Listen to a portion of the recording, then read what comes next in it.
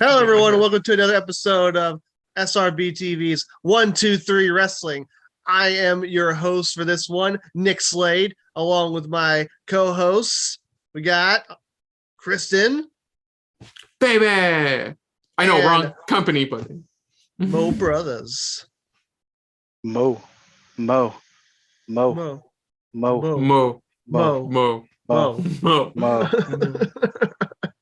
All right, and as you all know, I am the host for this episode because we are going back to the land of Impact Wrestling for their second pay-per-view of the year, Rebellion. I know it's old Rebellion, but still. So let's go ahead and talk about the card for this stack show. So the first one I got here is going to be a triple threat match. We got Chris Sabin taking on Jay White, taking on Steve Maclin. The Mac Daddy. So this is a continuation of the feud between Chris Sabin and Jay White, because catch people up on the backstory now. When Jay White was on excursion over here from Japan, Chris Sabin was one of his mentors. Oh. And yeah. So that's why they've been feuding for a little. Oh no, Alex Shelley and Chris Sabin like mentors, especially Alex Shelley. And of course, when you start feuding Shelley, it brought in Chris Sabin, because they're tag team partners, Morrissey Machine Gun.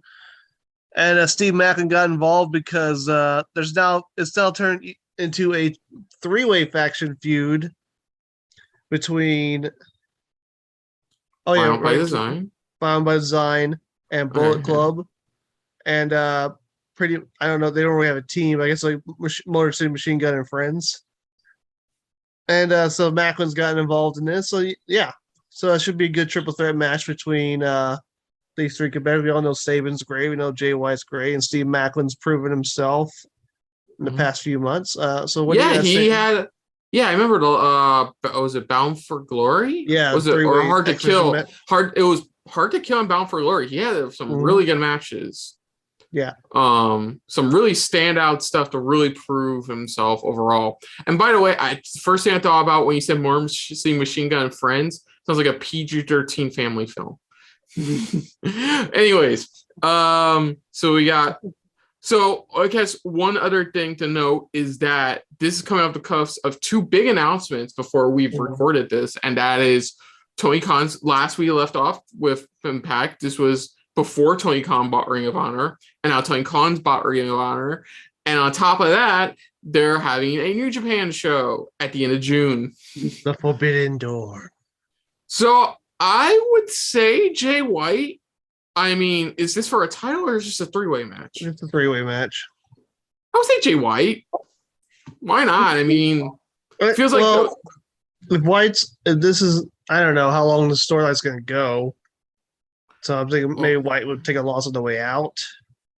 Maybe. I'll go with Jay White. You can't go wrong with Switchblade. Yeah. This one's kind of hard because it could go anyway with this. I'm going to go with Chris Sabin. Hail Sabin! Hail Sabin! Hail Sabin! Who are you going to go with, Mo? Well, I mean, I gotta go with the Switchblade. All right. Also, this next match, I'm looking forward to this one. Battle of the Bulls. We got the man called JONAH taking on Tomohiro Ishii. I mean, what else to say? Two big boys going at it. It's going to be fun. Big, beefy boys battering beef. Yes.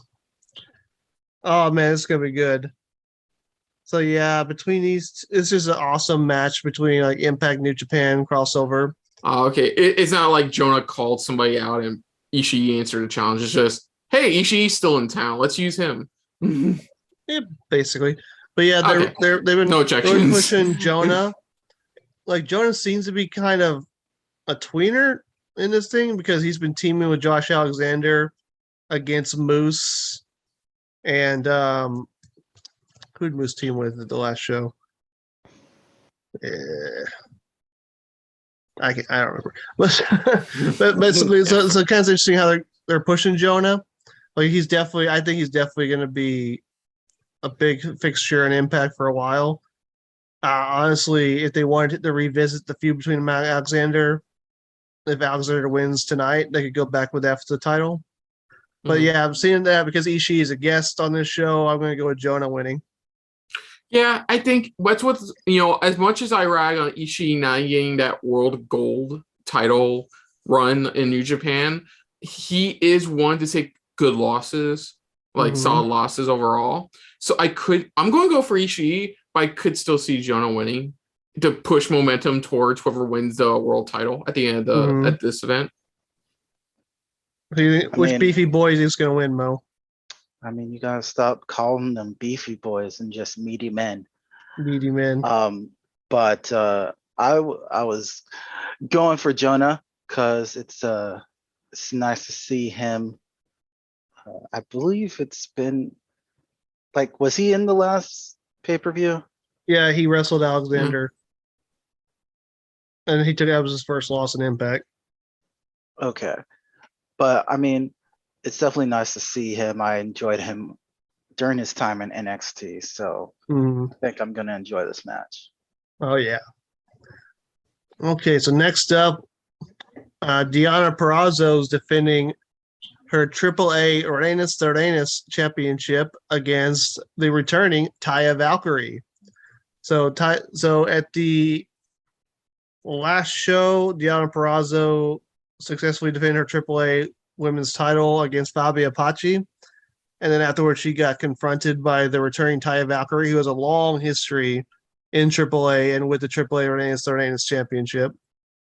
And so this honestly could go either way.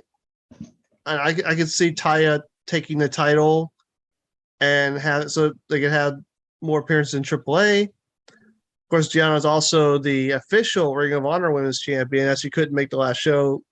So eventually, she's going to have to defend that title against the interim Ring of Honor Women's Champion, Mercedes Martinez. Which God dang Tony Khan, I'm so sick of it. I don't like interim titles in wrestling. I just don't. Yeah, nobody's a fan of them. And the word bitch in every women's promo ever. Yeah, sorry, I think Taya Valkyrie's going to win. And you think Taya's going to win the AAA? Well, yeah, I think so. Well, yeah, her husband's there. Was it now? He's known as Johnny Hermano or something like that. I forgot. I don't know. Anyway. I don't know why he could just be Johnny Mundo again. That was Lucha Underground. He was also in AAA. It is interesting to talk about this, considering what the status of Ring of Honor now, and Deonna Purrazzo is obvious why they took the title off of Roxy and gave it to Deonna, but it definitely depends on where they're going to go. I think Purrazzo is going to stay with Impact for one thing. So I have a feeling that she wins here, but then loses Mercedes. Feels like a nice balance. And the other hand things, Taya is more of a part of the AAA brand right now, as of right now. So having her take the title off, works as well. So I think it could go either way. So, but it honestly depends on it depends on the status of either title. So in this case, I think I'll go with Taya. I think it's not gonna hurt her. It's not gonna hurt Deonna losing that one. It will probably storyline wise hurt her losing the actual Ring of Honor Women's title. And like I said, it depends on if Deonna stays at Impact or signs with AEW ROH, whatever you want to call it. Yeah, I think she signed a new contract. I'm not sure. No, AEROH. But Impact's treat her very well, so I don't think she's going anywhere. Yeah, so I think we're both going with Taya. Mo, who are you going with? I'm going to go with Frankie Monet.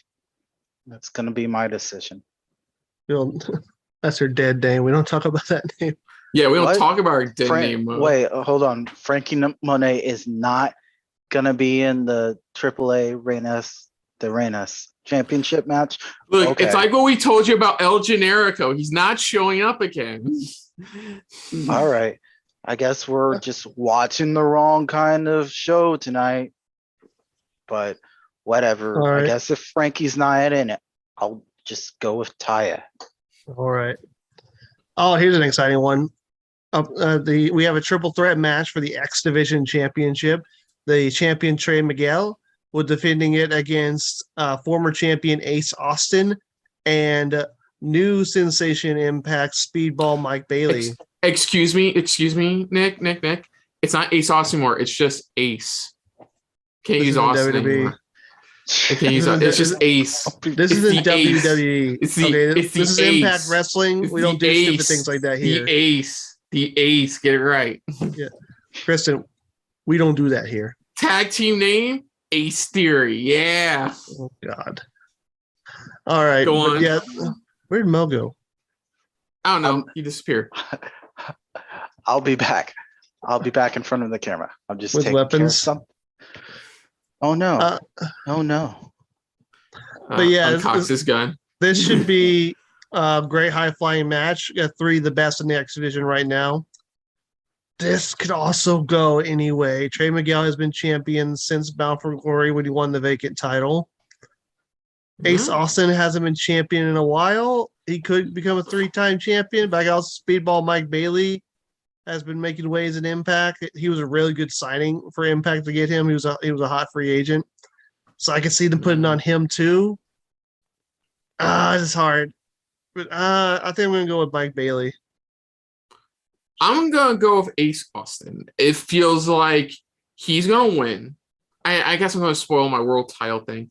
He's gonna win, and then Alexander's gonna win the world title, and almost automatically, I think Ace is gonna cash in the X Division title for a world title shot. Because you say he's a former X Division champion, right? Yeah, 2-time before. Does he still have Fulton as his heavy? Yeah, I think he's gonna win and then cash in on Alexander tonight. God, really? You're gonna do it? No, not like immediately. Not immediately. But he's gonna say you're gonna ruin his night again, Kristen. Like how can you friggin' be? Like when Alexander showed up after Christian retained at one time, just to show he's gonna do it. Option C can be used once a year. I could see it. Honestly, I can see Ace Austin either show he's gonna cash in soon, or he's gonna. I think he's gonna win regardless. But down the road, then he's gonna cash in probably just before the next major pay-per-view. Always for Slammiversary. Yeah. Well, I guess I can see that. All right, Mo, which is 3 high flyers you going with? I like Kristen's idea, but I would love it even more if it happens when the family, Alexander's family, is brought out yet again, and then people are still shocked that it happened yet again, that he was robbed. And instead, we're just gonna go full. Instead, we're gonna go. Fulton doesn't give a fuck about your family. Fulton doesn't give a fuck about your family. But I'm not going with either of those options. I'm going with Trey, simply because I think the Rascals need to show how they're. Everyone else in the Rascals just needs to show off how much better they're doing at this point in time compared to one of their members. Yeah. Okay, cool. Yeah, so we all went with each of the other guys. All right. So next up, the Impact Knockouts World Championships online. The new champion Tasha Steele, who recently won it from Mickie James, will be defending it against Rosemary, who seems to be kind of one of the go-to people for a new champion to face. I mean, she's a great, one of their best there, and she's if you need a strong face contender, you get Rosemary. So she's she's like the area 1 boss of a video game. It's it's going to be a challenge, but I think she's going to prevail. I think Tasha just got the belt, so I don't see her losing it. Okay. So as much as I love Rosemary, I'm going to go with Tasha Steele's. Rosemary's won the women's world title before, right? Yeah. Okay. Now I'll go Tasha retaining. And just to be contrarian, I'm gonna go with Rosemary. You always have to be contrarian. No, I don't. I like how he looks up at you like this is like we're No, all I on d- like separate like, we're- floors. Oh, we on the Brady Bunch? Yeah, right, Nick. I don't always have to be contrarian. Laugh track plays. Jesus. Maurice. Whoever invented the laugh track should be shot. Okay, I'm glad that thing is no longer a thing. Actually, no, it is a thing. Anytime I see it in a modern show, I have to freaking cringe. Sitcoms still exist. Go on. Yeah. All right. For now, time for our main event for the evening. The champion Moose will be defending the title against the man he stole the title from back in Bound for Glory. The one who did he don't give a steal it? damn about this man's family. I don't Josh know if Alexander. he stole it. Okay, I so don't know if he time out. stole it. Okay, we'll talk about this one, but isn't there a women's title match as well? Tag title match as well? Is it not on the list I sent you? No, it's not. Okay, because I could have Maybe sworn that's the pre-show. The No, there was pre-show only one- Chris Bay versus Eddie Edwards. Did you not send it to me? Did you not send me the correct report, Kristen? I literally sent you the match card from a article from 2 hours before the event started. Oh, So then they may have changed No, something. it's not listed here. So yeah, there may So be. okay, let's just go off the bat. Who's the current women's tag champions? Isn't it the inspiration? No, it's the influence. Madison Reina Right. and Okay, so Dashwood. easy. Yes or no retains. I'm going to say yes, they retain. I'd like to know who they're facing, but I guess I don't know. It's probably the inspiration. I don't know. Okay, see, this wouldn't be happening, Kristen, if we did your job. All right, this is live. This is live. Okay, we'll figure it out. But back to what we were doing before. The main event of the evening: Moose versus the man he stole the title from and didn't give a damn about his family, Josh Alexander. So yes, I think this is finally going to be when Alexander gets his revenge. It's been a long road. Moose has had a really good title run, but I think Alexander is going to get the title back and finally have a real run with the belt. Yes, That's it. I mean, yeah. I was gonna say that's an interesting theory, but let me put this out here. Okay. Interesting theory. What if Alexander brings out his family yet again, loses in front of his family, then divorce, but it's not a shoot divorce. I mean, obviously, I want them to be happy. It looked like a happy family. Oh yeah, then they have a rematch on screen. They're divorced, and then years down the line, son gets into wrestling, has to face his father, and it's like, I was tired of you the moment you lost to Moose a second time, and then they have a huge match. This is the long con. What's the long-term Okay, story? we're gonna cut Mo off now. I'm gonna say Jesus. Alexander wins. It's just time. God, what are you gonna do? Have Alexander's family on a pole match? No, I mean, that's even so stupid. and That's even so stupid. and even if we're not counting the fact that Josh had to go back to Canada for a while because of of course visa and passport issues, I think they were gonna stretch this out into at least this pay-per-view Rebellion. So I'm gonna say Alexander wins it here. Yeah. All right. So it looks like we've gone through the card. Now we gotta get ready for the main show. Are you ready? Sure. No. I said, are you ready? No, I grew up Sure. watching wrestling, and whenever someone says that phrase, I know not to answer in the affirmative. Okay. So Let's go. Yeah. Let's go. Yeah, I'll go with that. Yes. Time to start the rebellion.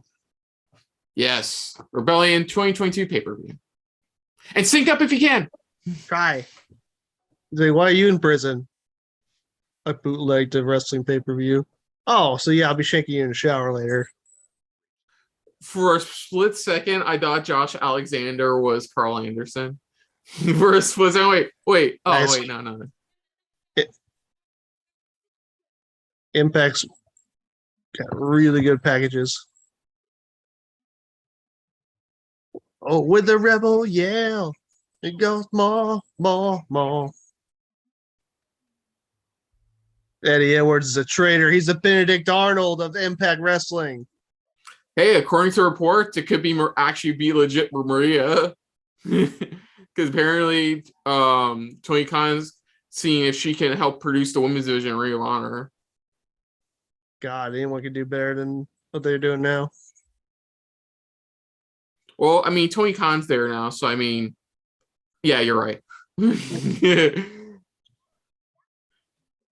This is the same man who decided, hey, I'm going to put the TBS title match on the main card of Rampage, not Ishii versus Cole, and the crowd chanted boring for the main event match of, Jay Cargill and Maria Shafir, who's only ever had 2 matches on the main shows. Multiples on Dark, though.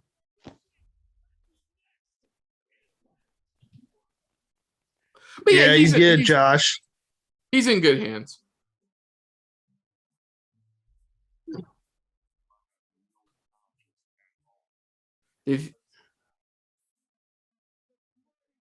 Who's spearing his wife? Wait, what? Did he spear his wife? Yes. Okay. Because for a split second, I wasn't paying. I'm right. I'm getting my notes ready. Like it looks. I'm like, did Josh Alexander spear a woman? It's like, oh wait, no, that was Moose. Oh, his son gave him his headgear. Do it for your family, Josh. That man disrespected your family.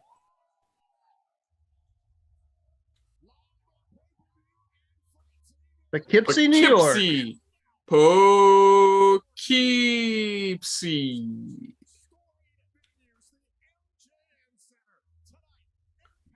Yeah, isn't this? No, wait. Oh,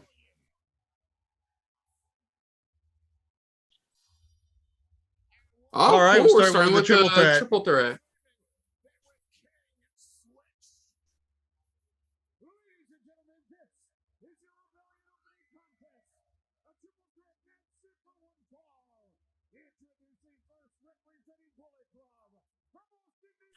Okay, let's be honest. Are they trying to set up for a Bullet Club Civil War? Bullet Club is fine. No, it's not. Bullet Club is fine. I can't believe they fucking booted GOD. That was like, are you fucking kidding me? I know, like right? 2 remaining founding members of Bullet Club, and you boot them? What the fuck, Gato? Well, they replaced him with another founding member, Carl Anderson. Maclin, Sabin. Yeah, that was on Botchamania. Was that not supposed to happen? Oh. They just showed down Botchamania.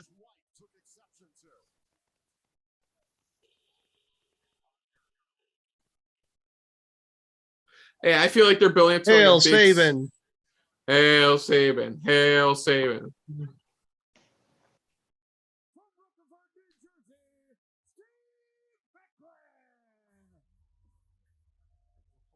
Oh, he's got his war paint on. That's really good, actually. Man, that clown they hired to put on the makeup did a really good job. you see, forget Eddie Orr showing up. Yeah, can I get a shamrock right here?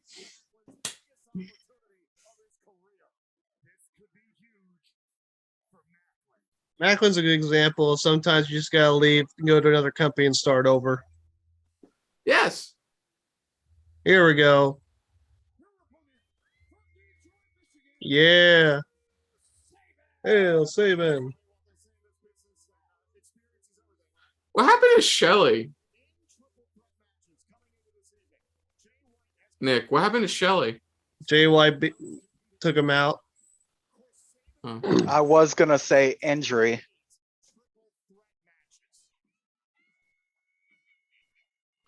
Is this 68th triple threat match? It's like 16. Wait, he's in 68. Wait, is this his 69th? Guess who's not going to win tonight? Nice. Thank you, Nick, for getting that.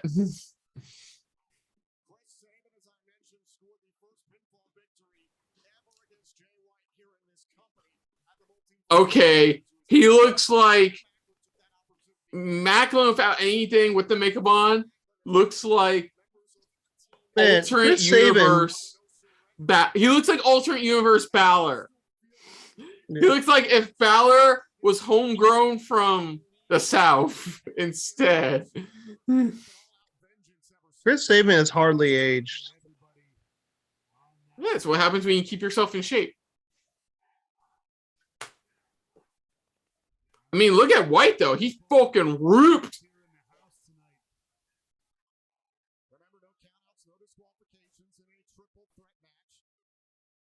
It is amazing how far Jay White's come since the first time I saw him in New Japan.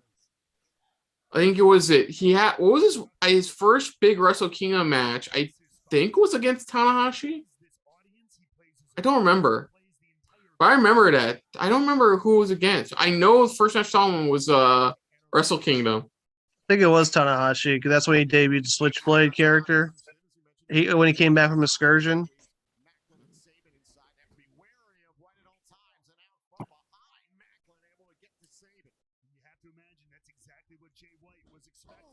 You don't see this too. Oh, I mean, except for WWE's love of rematches, you don't see this too often. A regular non-title like three-way match. Mm.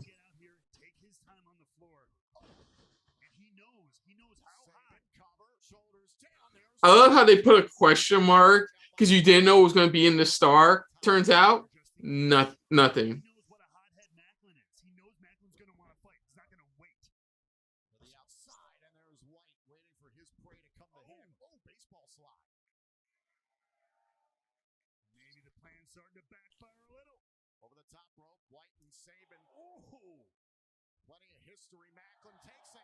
Ooh, nice.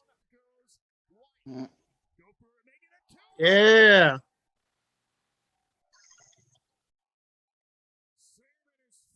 I'm glad they got Matt Reinwald on commentary. Oh yeah, the Tom and Matt on commentary is good. I'm not even gonna try to remember how to say former FKA Tom Phillips' last name. I'm gonna say Hannafan. Yeah, I think that's right. Okay, cool. I'm just gonna call him Tom and Matt. TNM. Boy.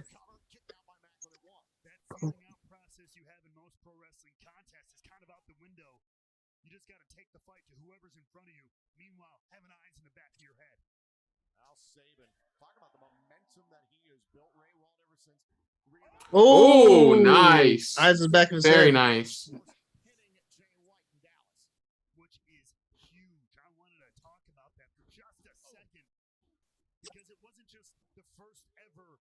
Ooh, nice. Ooh. Woo! Jesus Christ! Like inches from banging his head on that guardrail.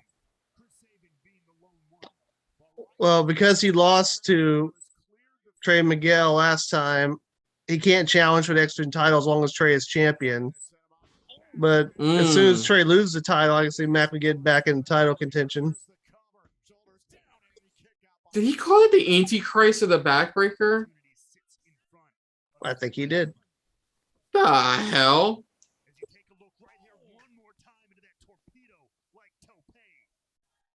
Torpedo like tope. Hey, it's a torpedo over here. Hey. Honestly, best torpedo tope goes to Darby Allin because that dude just like it's like I don't know who does the camera. It's always perfect because he just comes into the camera like fucking Roadrunner, just zoom right into somebody. Ooh, damn. Oh.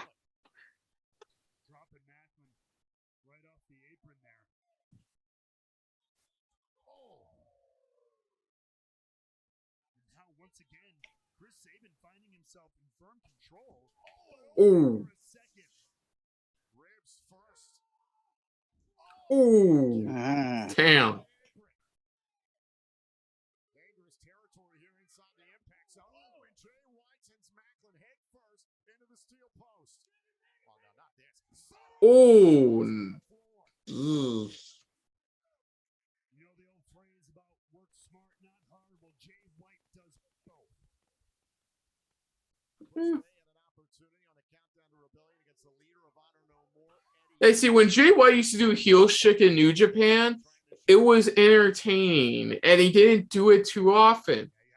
Evil fucking does it like he drinks water, like how necessary it is to drink water. He does it every chance he can get. Mhm. And it's so bothersome. They just mentioned it on the pre-show. Eddie Edwards beat Chris Bay. So Eddie Edwards did pre Chris Bay? Cool. Mhm.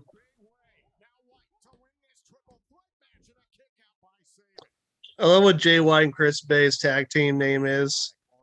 The J Bay Connection. Is that It's their not legit name? Beyblade.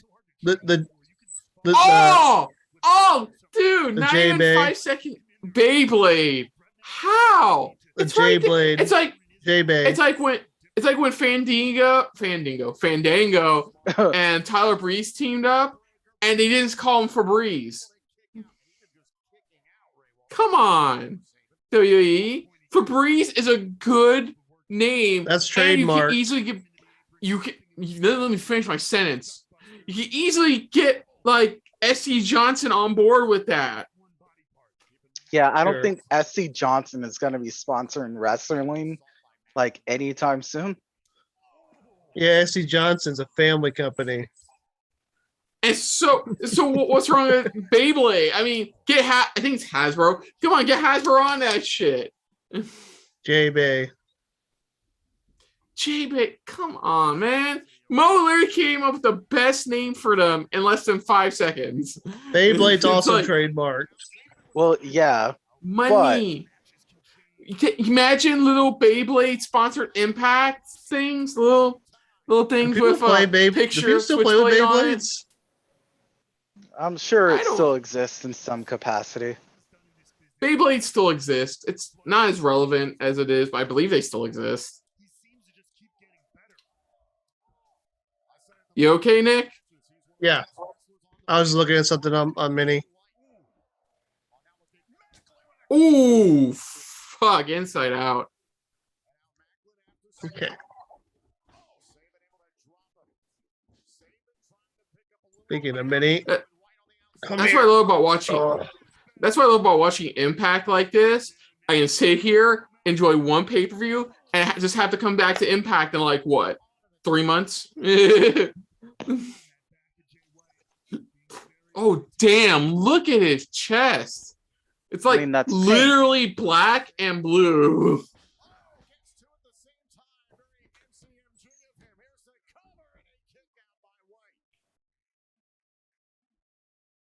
Was Maclin part of a stable before in Impact? not an Impact. Okay. Just curious. Feels like he would have been a team at first and then decided to go solo in Impact. No, he debuted with Deanna Prazo, Ah, and then now he's doing his own thing. nice. He is no longer forgotten. Mm.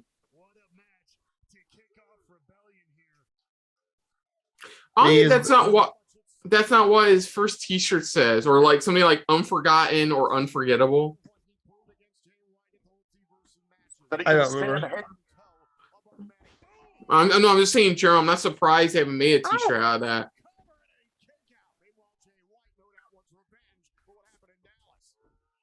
Damn, so many insecurities in this match.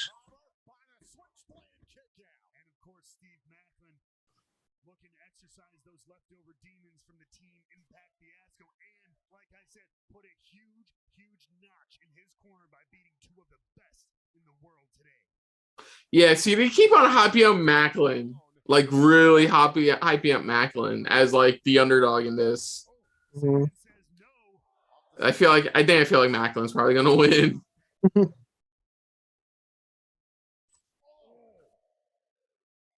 It's weird calling Jay White a veteran of the ring now. And the leader of Bullet Club. Technically the leader of Bullet Club, because they're fine. Yes. Bullet Club is fine.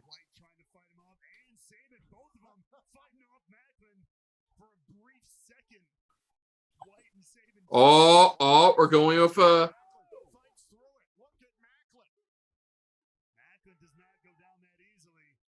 You know, say what you want about Prince Devitt and AJ Styles. oh. They never had civil wars under their leadership. Mm-hmm.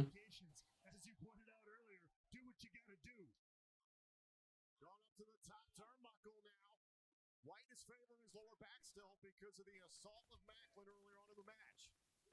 Oh, and a headbutt right between the eyes. Sabin manages to fight down King Switch. Oh, Cool. Thank God. I was hoping he didn't go for the double stomp move. That's like my least favorite move in the corner.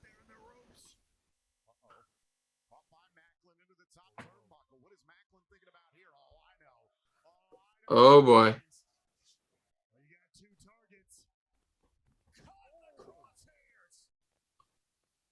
That's a pretty cool signature move. yeah, spear Ooh, into the he corner. ate. I would say he ate dirt, but more like he ate the corner of that table. It's a He cool ate table. signature move, though. The crosshairs. Yeah.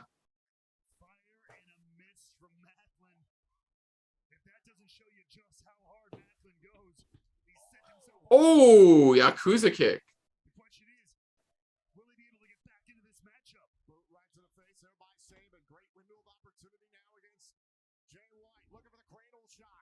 Ooh. Ooh, fuck.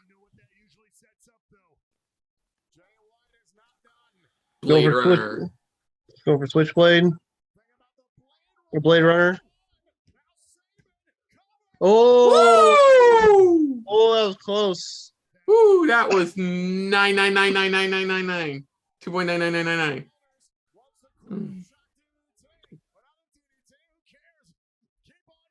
Blade Runner. Oh, No. cradle shot. 1, 2, 3. That was a fast fucking count. That was a fast fucking count. Even the ref was hyped about it.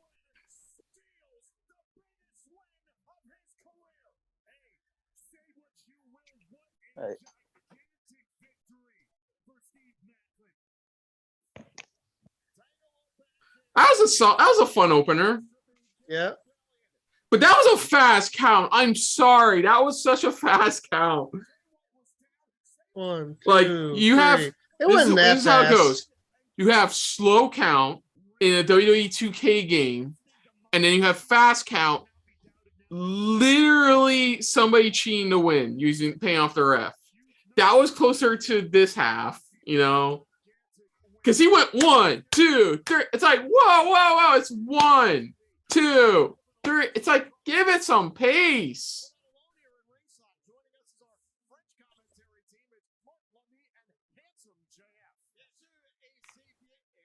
What the? They got French commentary now? Hi, France. You're probably not watching this, but hi, France. Also, I love some of your French cuisine, like your bread. And your fries. I don't got anything else. Oh.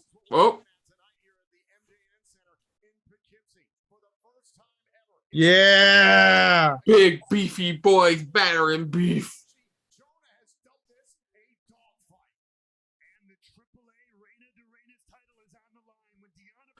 It's nice to see Taya being used properly.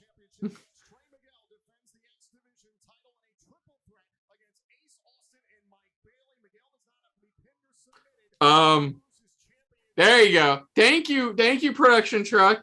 Keep up with Tom. Oh, you forgot this match. I forgot about this one.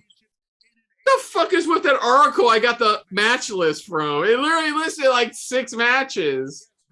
And then like that's it. It was 2 hours before the pay-per-view started. They're like, this is it. Bye. Moose. Moose defends the Impact World Championship against the walking weapon, Josh Alexander. And Moose has had since what? November? October. That's a decent reign, you gotta admit. Like October, November, December, January, February, March. That's 7 months. That's a good reign. Yeah. Yes. Tonight's match has been 6 months in the making. For you, honey, you have been training, you have been working for this moment. I 16 years. Well, I mean, 3 to 4 months, give or take now. Only to get it ripped away, and we just want the entire world to see what we know. And we know that Daddy is going to be an amazing champion, right? He was for 5 minutes. This was just so it happened. Okay. Moose has made this personal the last few months with everything he's put you through, Jet through, and Lucas. Hey, Moose is gonna learn a lesson tonight. If I'm ever gonna be able to look myself in a mirror again, if I'm ever gonna be able to look my son in the eyes again, I need to show Moose that there's consequences for his actions. Hey, Scott. A while ago, you said you didn't need an executive, you needed your coach. So let me throw out one thing for you to ponder. Moose knows he's not better than you, so he's trying to get into your head. He's doing it by using the most valuable, precious thing in the world to you, your family. So if you want to be successful tonight, go out there, take what's most valuable to him, the world championship. But if you let anger get in the way, you're not going to get it done. You need to take that anger, you need to put it in your back pocket, you need to use it as motivation. You're going to go out there and Motivation. you're the best damn wrestler in the world. It's not just your wife and your son. Anyone who's ever seen you in a ring in 60 years knows that. Go out there, be that wrestler, beat him, take what's yours. Wins it. Ethan Page comes out and does a slow clap.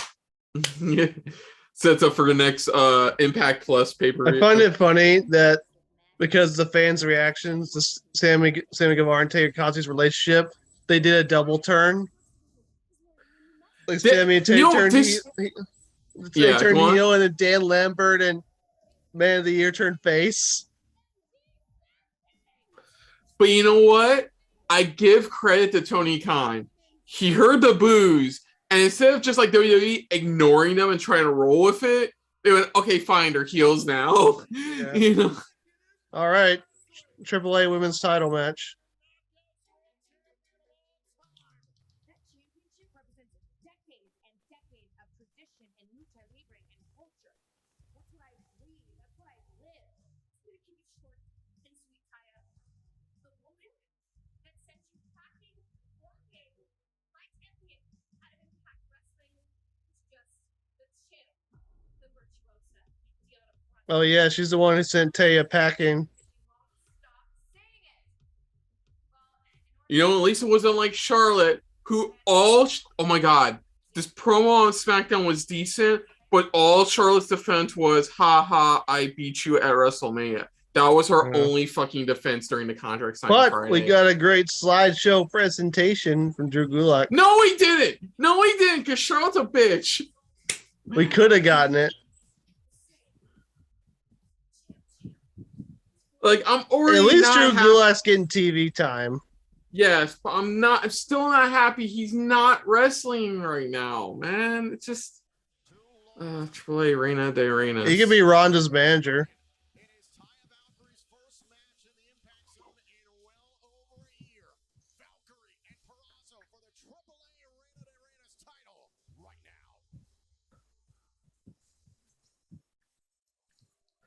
now. Finally, we get to see a good Taya Valkyrie match. Ladies and gentlemen, the next match Yeah, how did WWE drop the freaking ball of Taya Valkyrie? Easy. Was- She's wait, was- she's in her 40s. She still looks good. She's still in her 40s. I believe she's in her 40s. Ugh. But I'm not gonna check those. I can fact check without spoiling it.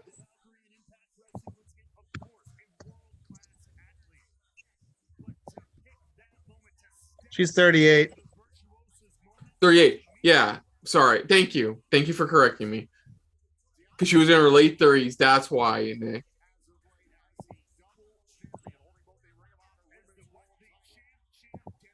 Oh, by the way, do you love oh, she's not called Casey Canzaro anymore. She's called Katana Chance.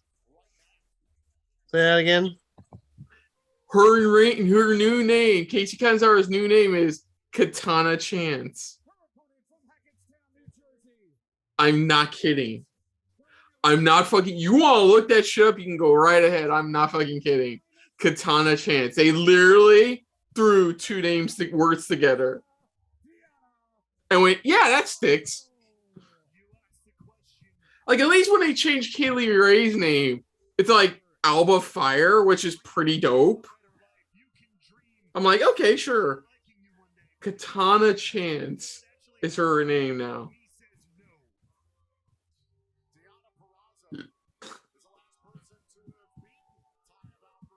Jesus Christ, she could literally poke somebody's eye out with her outfit. I can see Mercedes coming out after this match regardless. It looks like she's about to go out to the Power Rangers. Yeah, all she needs is her staff to make her monster grow. I'm sure she's making plenty of guys' monsters grow. Oh. Okay, there it goes. That's impressive. Oh yeah, Ty had some long reigns with that title.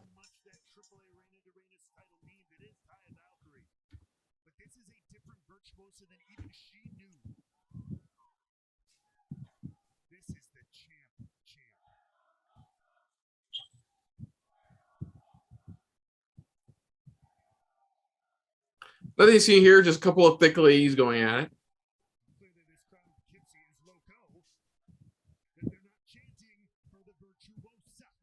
Yes, they are. Oh, they're gonna meet Kissimmee? Oh, that's pretty cool. No, they're saying Taya Valkyrie's nickname. Okay. Sorry, I brought up the Kissimmee. Brandon, they're gonna be in Kissimmee like mid-June. That was May. Sorry. May. Yeah, they're gonna have a couple shows in Kissimmee. Citrus Brawl. That's actually a clever name.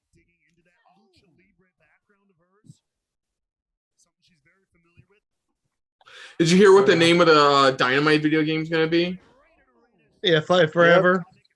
Yeah. I was like, okay. I would have called it. I would have called AEW Dynamite Fight Forever, because I got the old SmackDown games, and they had it like SmackDown Here Comes the Pain or SmackDown Just Bring It. Honestly, I would just call it AEW Dynamite. Yeah, but if they were going to give it a different name every year, Fight Forever would have been fine.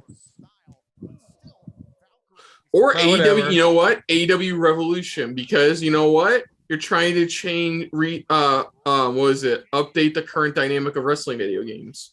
Yeah. I mean, shit, one of the best wrestling video games of all time is literally named after a pay-per-view. No Mercy. Yeah, exactly. So, I mean,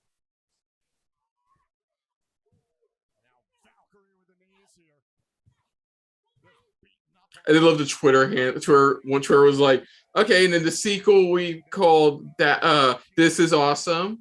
And then the third one will be called what's another one? I forgot. There was a bunch of others they came up with. Holy shit. Holy shit. Then somebody said they better have the chant, "Let's go Adam, Adam sucks." I swear to God, that should have been one of them. If you get Adam Page versus Adam Cole, they should have just started chanting, "Let's go, Adam! Adam sucks." That's one of my favorite parts. Was the beginning of that match, and you hear Adam Page go, "Yeah, they're chanting for me." Yeah.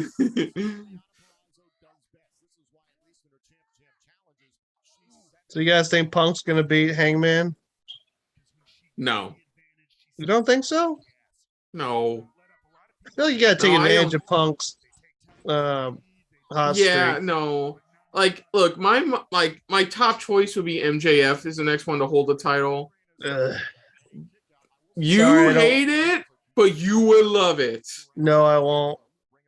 I'm sorry. I'm just not one of those guys think MGS the best thing on earth. I think he's okay. No, I don't think he's the best thing on earth. But like, if we're going with this, what they're doing with the back and forth heel face dynamic of the title, I think that the top heel currently is MJF.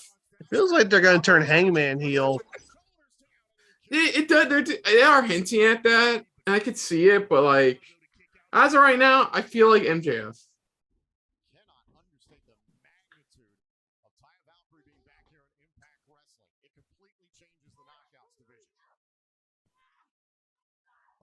Maybe he'll lose the title to the one guy that he hasn't beaten yet, the Captain Shawn Dean. How will you win that if they were to pull that bullshit again?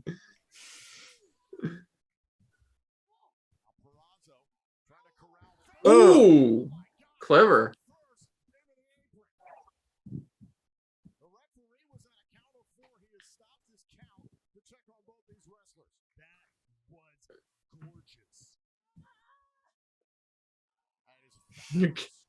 I'm getting to age 38 for this shit. Are you trying to look that good at 38? Look at looking 38. I gotta admit that.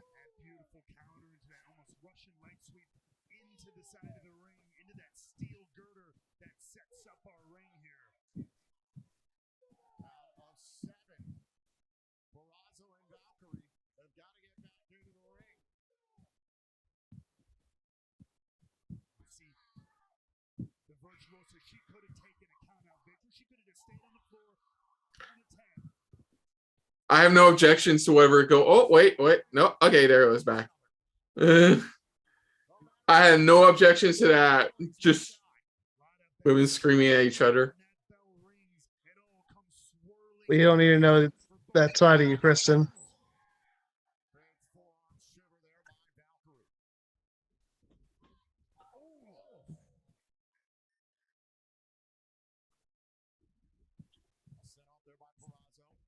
Ooh. Oh, nice.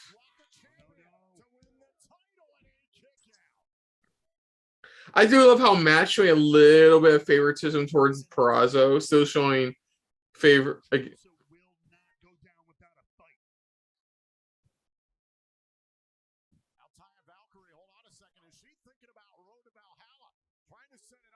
it's just a cool name for a finisher.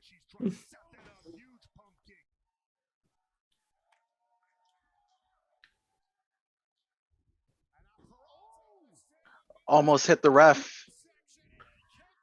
Ref will survive. Are you kidding? You think a ref would survive? Have you watching wrestling all these years? Referees are made out of glass. And then if he died, guess what? Another ref would have came in, but the mat would have been too slippery, so he would have slid way past them and fell off the inner side of the ring. Why are you thinking they're a bunch of clowns? Referees are so vulnerable that if a wrestler puts on a referee shirt, he gets made out of glass. He puts it on. Think. What the fuck? See, Nick, the way that you the next time that you present something like that, you should be like, in Soviet Russia, wrestler becomes referee. Ah.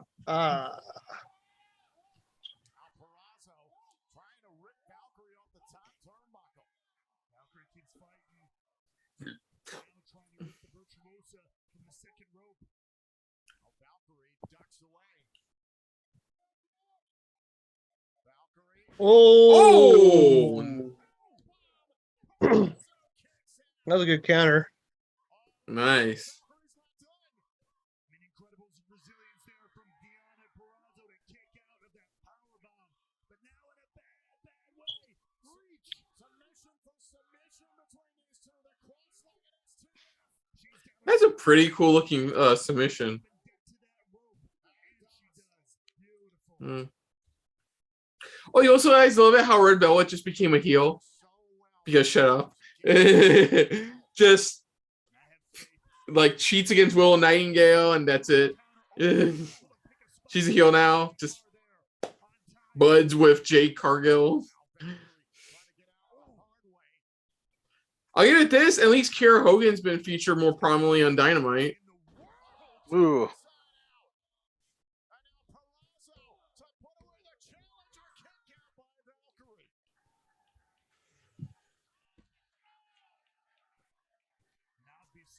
Then I was talking to my brother about this. My least favorite, one of the wrestling trips to go straight to hell is when women use the word bitch in their promo to get over with the crowd.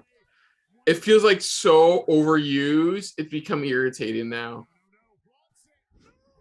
Ooh. Uno. Got it. Yeah. The champ is here. Oh, cool. So that's her fan. Oh, cool. This is my round of applause for a good match.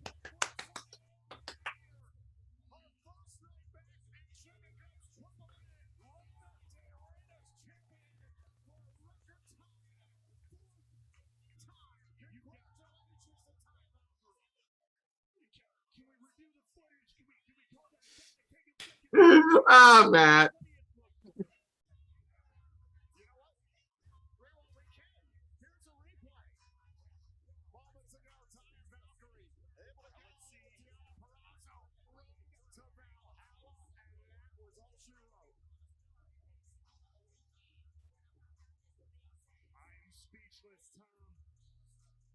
Well, Deonna has one belt for now. And she's probably gonna lose another depending on what they're gonna do with Ring of Honor. Yeah,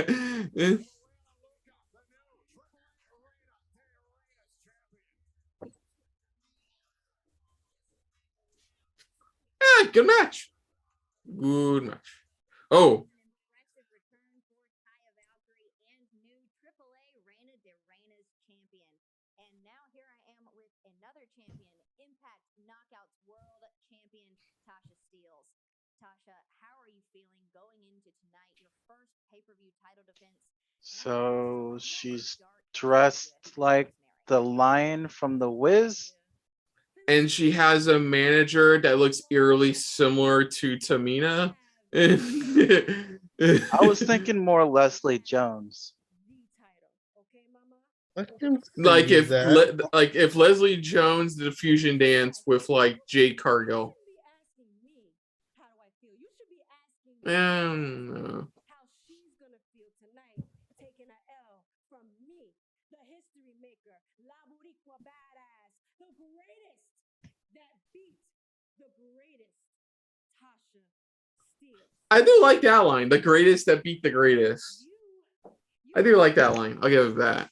Since 2020, and still today, you're chasing She's got a scar. I think she's caught doing Scar from Lion King. and you're gonna get it tonight. But see, here's what's gonna happen. I don't know if it works. Remember that joke I made about Eddie Edwards getting the Shamrock thing? Yeah. It looks like she got that, but for her like she wanted to look like a lion, and that's what they gave her, and looks.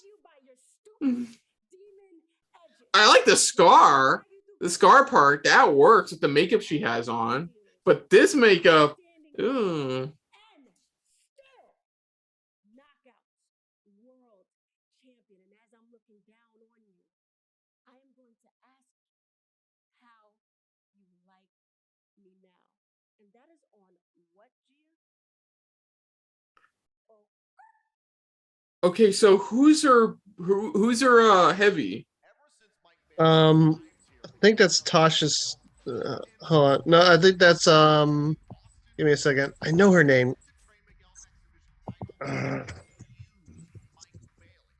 looks like it's just me and you. Ah, me, you, and Trey.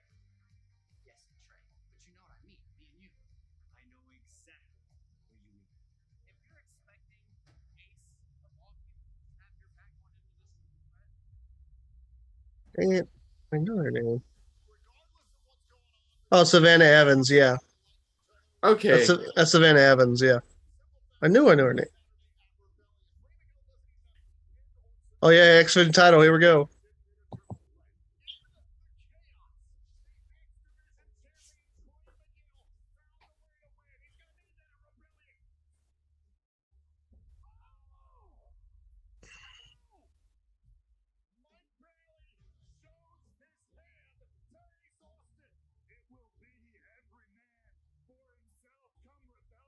If you don't see the fire in your eyes right now, then you simply aren't looking close enough. Trey Miguel's definitely a future world champion. Yeah. So I think Ace Austin is also maybe a good world champion. Mm. Like he's still in his early 20s.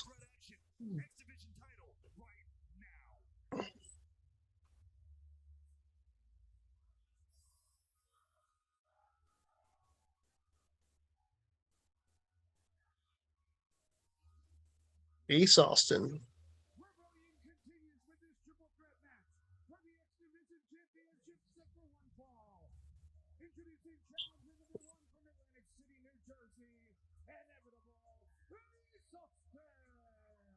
That's hashtag inevitable. Apparently, it's the hashtag's even part of his logo. Oh, that's true. What? Ace Austin lost both his previous X Division titles at Rebellion. He has Well, a guess losing he wins streak. it back tonight. He has a losing streak at Rebellion. Guess who's gonna continue that losing streak?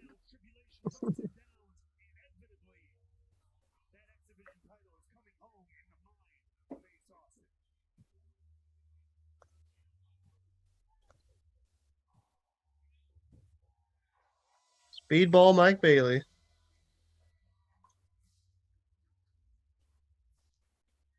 And it's an unfortunate name that he's known as Speedball, because in terms of the comic books, Speedball had a pretty bad time. As penance. That was a weird storyline. Mm. Ace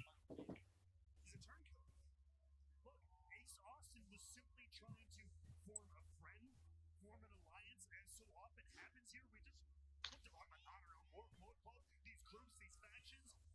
Mike Bailey had no reason to kick Ace Austin in the head, if you ask me. Does he have a mouth I guard, mean- or does he have like a very bright smile? Here we go.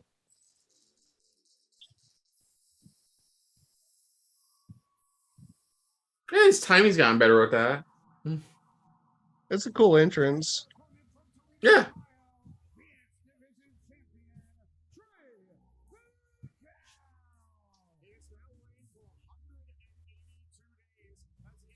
Six months? Yeah.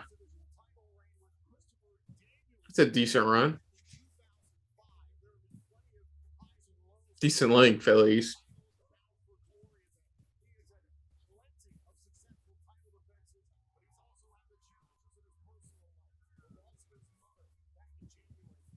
Oh, Now I feel a slightly bit bad going for Ace Austin. Yeah, it's like, yeah, the booker in the back. Yeah, sorry about your family. You're losing a title time. Good luck, champ. well, we'll see. It's go anyway.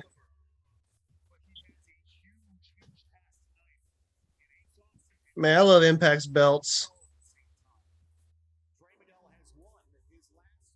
Catching on OSW reviews. I was watching Bound for, and when they were still between like Global Force and being called just Impact again, Yeah. and they slapped that weird bumper sticker onto the front. So stupid.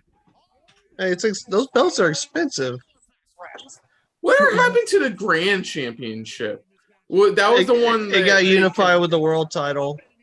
Oh, Ace Austin, I mean not Ace Austin. Austin Aries won it and unified it with the world title. there's too many goddamn Austins in this goddamn pro wrestling.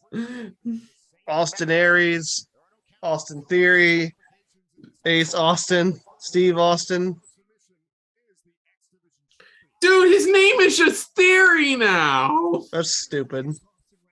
It's so fucking stupid.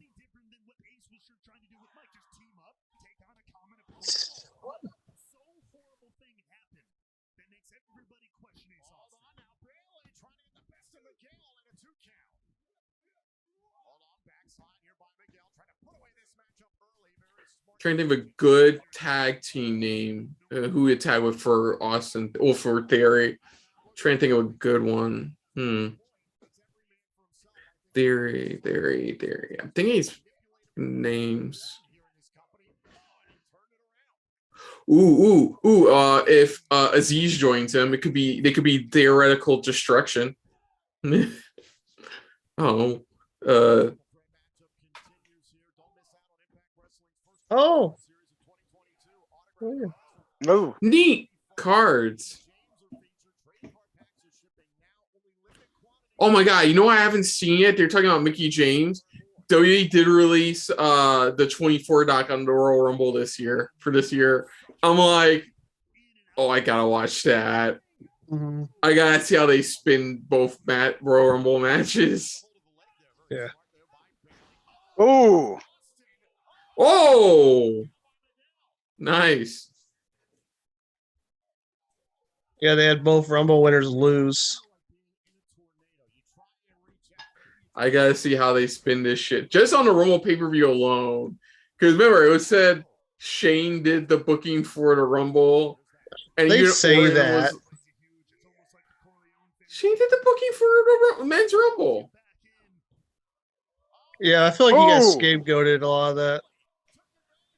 I mean, to be fair, the two top producers for the women's and men's weren't there. You know, Triple H and Tyson Kidd, respectively. And you could tell. You could easily tell somebody else booked those matches. now I have a serious question to ask. Is Okay. Slant Storm. is Bailey? Does he do cocaine? Does he do cocaine? I don't think that's how you get the name Speedball, Mo. Just check it. Like I think he just maybe like Impact, you know, they're going like an edgy route. This guy does cocaine and karate. he had the name Speedball since before joining Impact. Yeah, And he's who always knows? been on Speedball. He could have the name Speedball because he's a big Sonic the Hedgehog fan, for all we know. Oops. Then why not call him like, oh, Nice. we'll just call him Dead. He died. Kristen. He's fine. He's fine.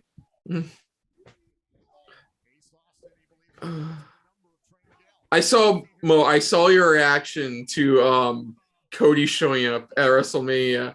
I admit, it's the most hyped I've seen you for being shocked that they're using his AEW theme. Because that's all you were talking about. It was like, oh my god, they're letting him use his theme. That's it. Now, oh my god, it's clear. It's like, oh my god, they're letting him use his theme.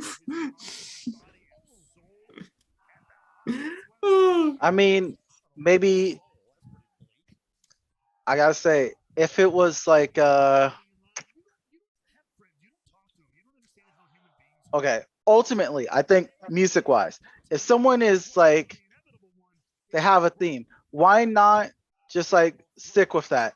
You already like WWE already kind of like Ooh, nice. just didn't utilize CFOS, and then it's like you have like some iconic themes that come out or that become so familiar, and then it's like if someone goes to a different promotion, you don't want that same kind of like feeling unless they're like being a completely different character.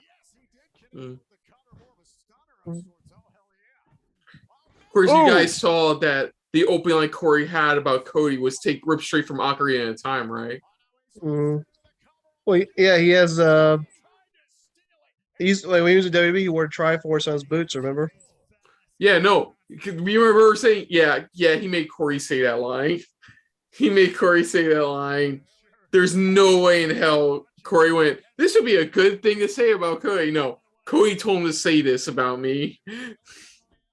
And Vince didn't care. Vince doesn't play video games. Vince is like, I don't know what that is. What's an ocarina? Yeah, exactly. Like ocarina? Not realizing he may get copyright strike by Nintendo. That was really nice, too.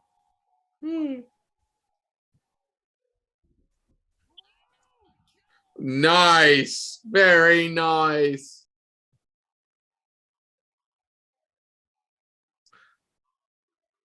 Holy shit. Holy shit. Holy shit.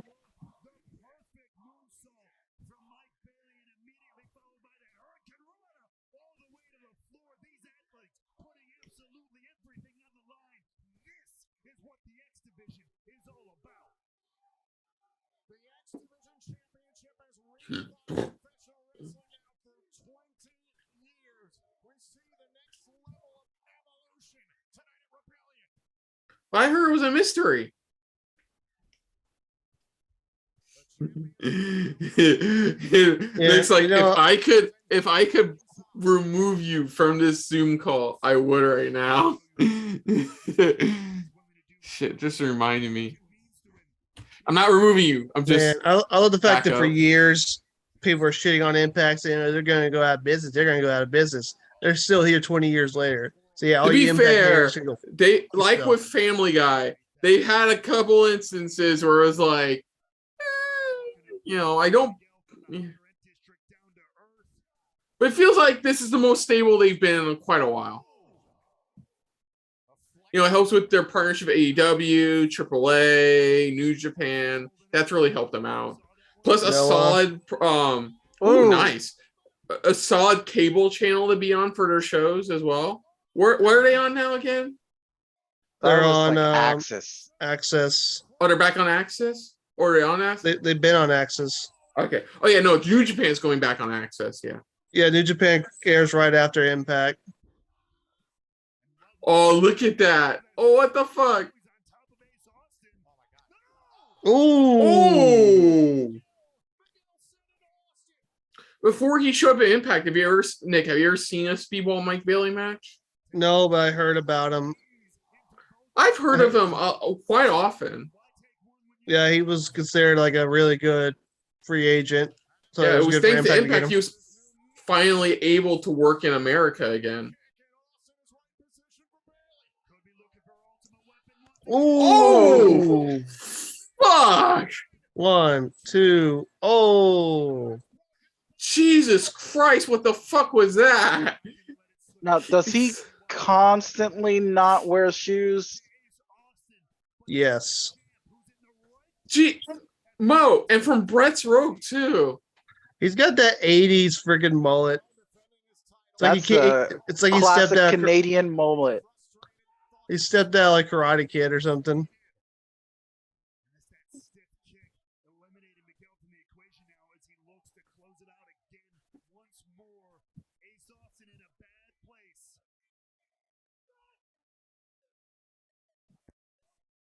Oh, that was nice. Oh, 1, 2, oh. Oh, another kick to the face.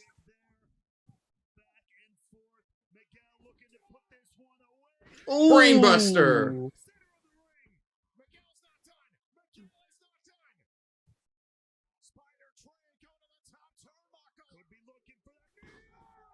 Oh, nice. 1, 2, oh.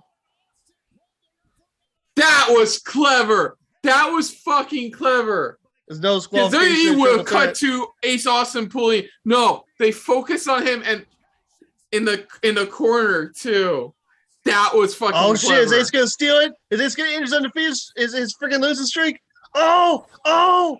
Do you want to see the line if he wins this, Let's see. Nick? 1, 2, 3. The streak is over. Ace Austin's broken his rebellion curse.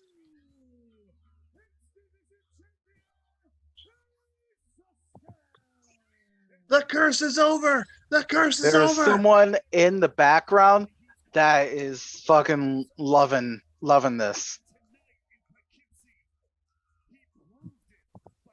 Jesus Christ. That was so clever. Just in the corner. Because you're like, wait, what happened? And you just see that quick shot of Ace just tugging the ref's leg. That's all it took. What's that on the... Well, let's see if my second half of my theory comes correct. Would you be calling that your Austin theory? Yes. Yes, it is. All right, I'm out.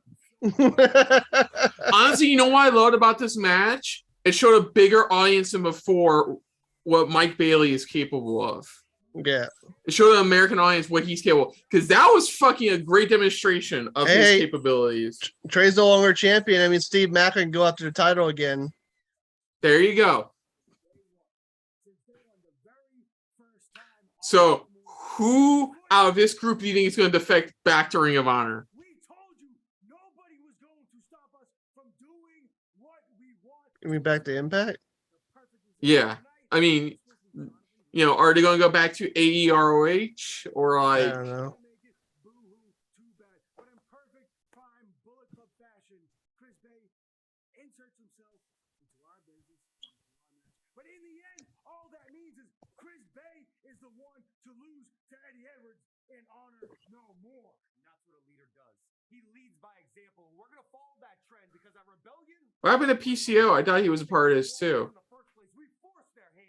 He's somewhere. We're going to force them to put a crown on this kingdom. See, the kingdom has been all over the world winning tag team gold. Me and Matt, IWGP tag team champs, 2-time Ring of Honor champs, and tonight we become... Yeah, how long ago was that? That was last year. Really? Yeah, they won the titles last year for a second time. I gotta admit, that's a clever t-shirt for Honor No More. What I'm saying, man. You didn't say shit. It's weird to see Vincent teaming with the Kingdom, considering he betrayed them. Wait, what the heck is this? I don't know, Grindhouse preview vibes. Next pay-per-view. Well, Slammiversary will be the next one, wouldn't it? EG. EGV. Oh God, is that binary? Yeah, it is binary. EGV. Is this somebody new coming in? Is this a pay-per-view? I don't know. I guess What was somebody will have to that? look into that. EGV. Does anybody remember the numbers they just showed? No, I don't remember that.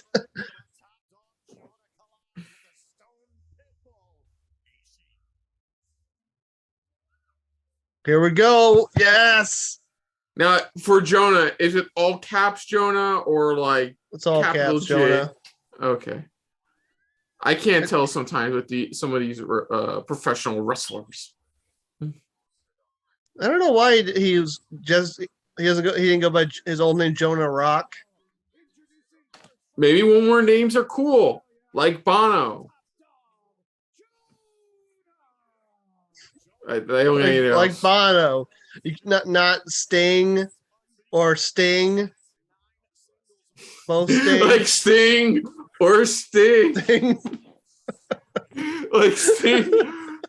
Singer or Surfer. Oh no, Sting or Sting. Because you gotta include Surfer Sting, bruh.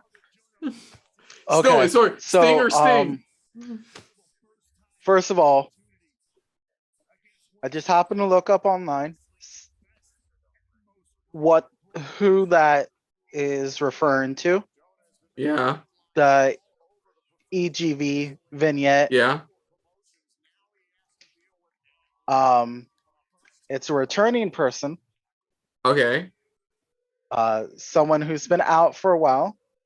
Okay. If you could think of someone who likes to use hacker code and language. Oh, Sami Oh, Callahan.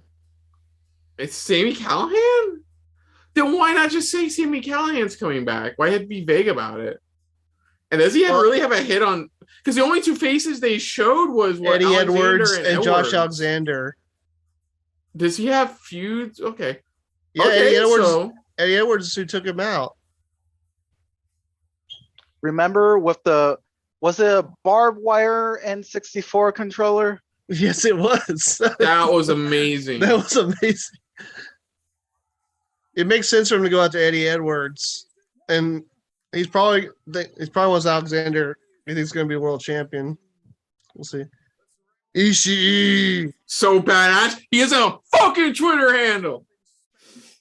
He doesn't need fucking Twitter. Goddamn right.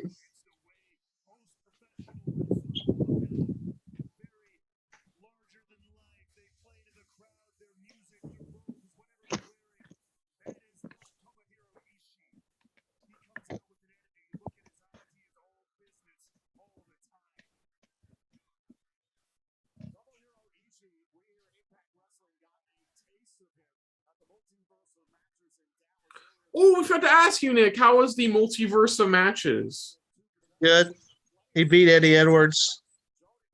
I mean, it's Ishii. Of course, it's going to be AA words. Were any other standout matches? Trying to remember what all the matches were. Give me a second. My brain.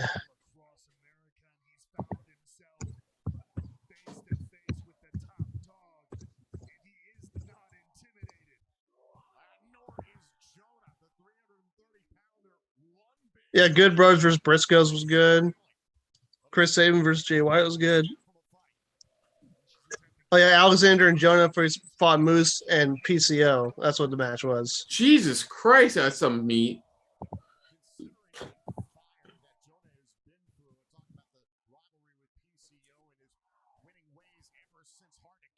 Oh yeah, Nick Aldis and Mickey James continued their NWA feud with Matt Cardona and Chelsea Green. They beat them. Cool. Which Matt Cardona escaped with the NWA World Title at Crockett Cup against Nick Aldis because he tricked Jeff Jarrett, the special guest referee, into disqualifying Nick Aldis. Jeff Jarrett was special guest ref? Yeah.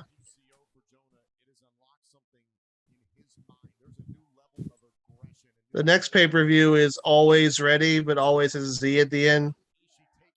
Mm-hmm. They'll probably have a rematch between Aldis and Cardona, which I hope Aldis doesn't win because, damn it, he held that belt for 3 years. He doesn't need it back, no. No, Who do he you does see not. Who do you see being the next guy to hold the NWA World Championship? Gotta think about that. He recently beat Pope. Pope's wrestling again? Yeah, he wrestled for the NWA.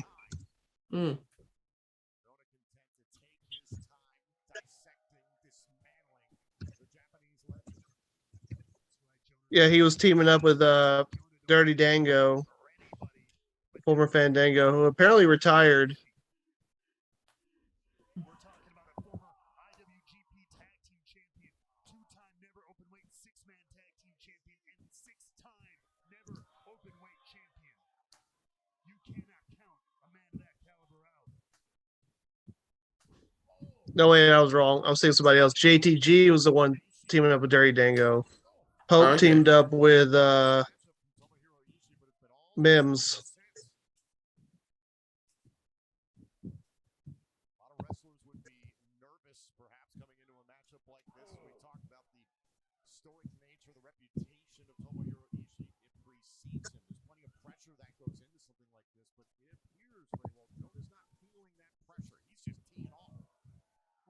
You talk about being nervous. Have you seen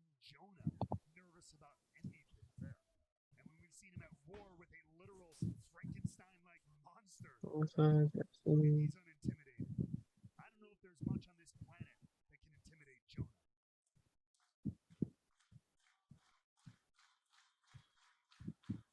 Sold out crowd here at the historic MJN Center in Poughkeepsie, New York, trying to get behind Tomohiro Ishii here as Jonah trying to grind down the New Japan Pro Wrestling star.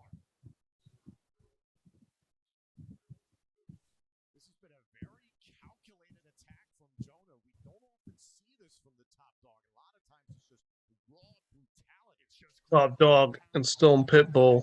he knows he may not be nervous, Tom, but he has that respect for Ishii. He knows he's gonna have to wear him down. You can only hit a rock so many times. He's gonna have to take a different approach than just ground and pound here. Locker rock. Oh, yeah, correct.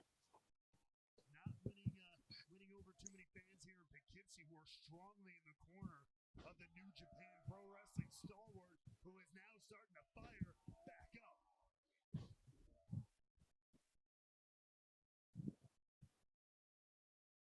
He's grabbing by the ear. Right to the ear of Ishii.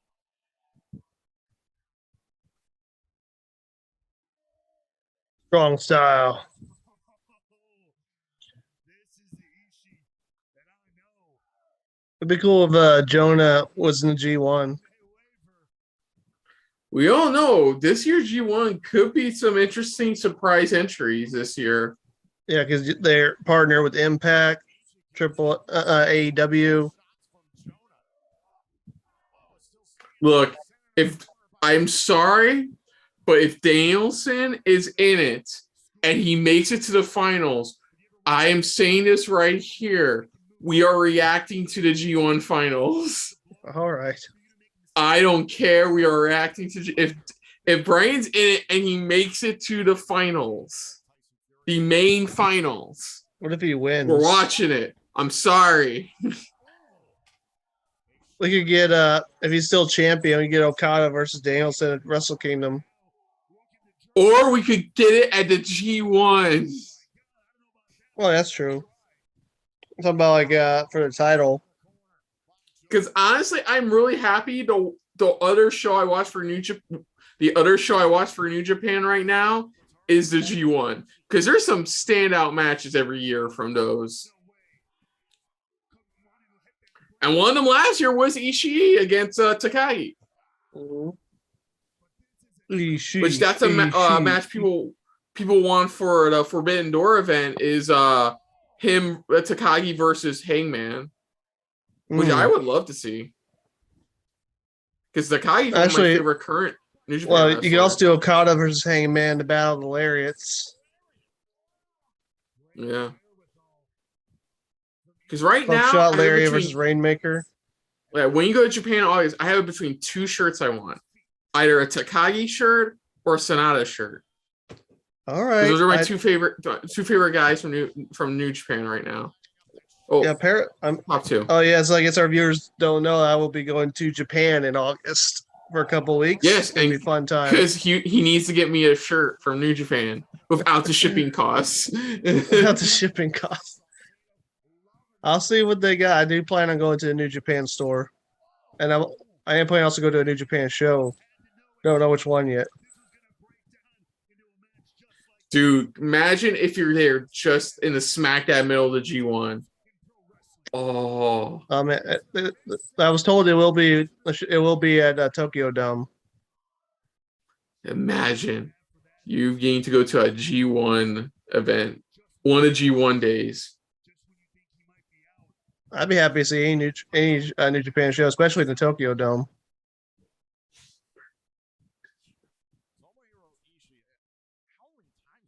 You yell to Chris Kelly. I love your commentary. I love also how you say Destino. Destino.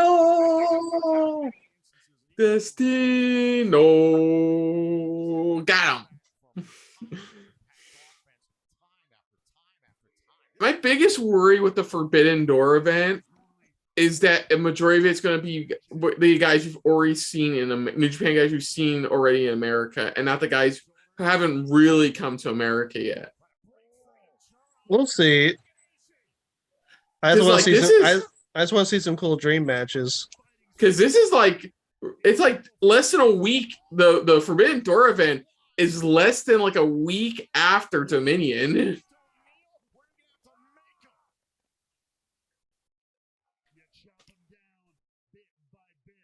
That was weird that they announced it so close to that date. Like they only announced like a month and a half in advance. Yeah, I feel like this announcement should have came like at least a month earlier. I mean, I'm sure it'll sell. Oh, fuck.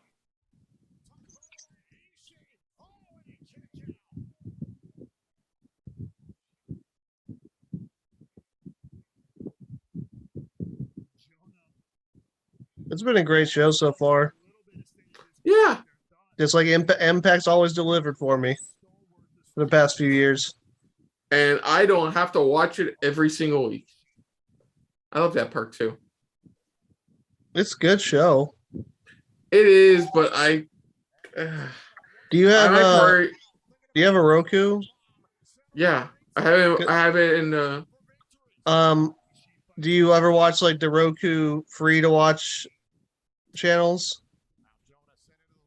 define free to watch. Ooh. There's a lot. They have a live TV where you can just watch live television. They have a bunch of different Yeah, channels. I'm aware of that. Yeah. They have We're gonna they have a 24/7 Impact channel. Yeah, I'm gonna be I'm planning on actually switching to YouTube TV because dude, it's I won't say on here, but it's our bill has gotten bad. Like bad for like how much we're having to pay for like what we're getting right now. Well, I imagine. Yeah. Even split 3 ways, that's still like it's still a lot. Like I can tell you one thing, internet alone I'm paying $100 for. Oh month. yeah, same. See, so like I have to What do you have, Spectrum? Yes. And I've already found a couple other places that offer more for less. I mean, it's kind of hard because Spectrum has a monopoly in the Florida area. It sucks. Fun fact: Not I too found out. much. What's that, Mo? Not too much of a monopoly. If you're in like kind of most general areas, I know that they do have like partnerships with if you live like in an apartment, it's more than likely they're going with Spectrum, and it's like you can't use any other service. Yeah. But Yeah, we have yeah. you know, Now I get what you mean, yeah.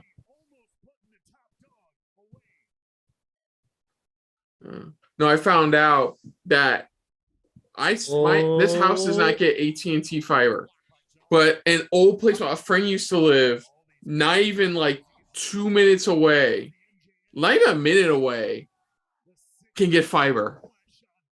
I Not mean, this house, but that house. I have fiber. See, exactly. Wait, you finally got fiber? Or you've always had fiber? I mean, I got fiber maybe a few months ago. Oh, okay, cool.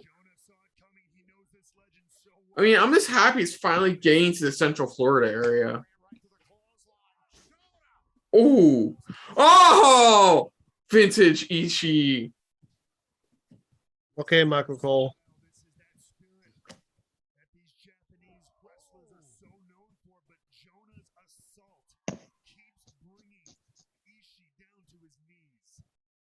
Dude, I would love Ishii to win, known solely for the fact that, like, I mean, Ishii's busy. He's got to wrestle Adam Cole on Wednesday. No, he did it on Rampage Friday. Oh wait, that wasn't Rampage. Wait, they announced him for somebody. Oh, I'm thinking of something else. No, I would love to see Ishii win this because you know what his finisher is, and lifting somebody like Jonah to do it. Oh, that's worth seeing. Yeah, so he wrestled Adam Cole on Friday. Then he wrestled Jonah the next day. This is what we're watching now. Well, no, technically, that they Rampage was pre-recorded. Yeah, it was taped on Wednesday. That's what I was thinking. I was thinking about last Wednesday. Yeah. I've been working overtime at work every day, so I'm losing track of time. Don't worry. There's a lot of wrestling. And you know what's funny? Ironic enough, a lot of good wrestling too. Yeah. Oh, he's doing tsunami. Oh, he My missed. God! Nobody He's in the broken in water. half. Ooh. God damn. Damn.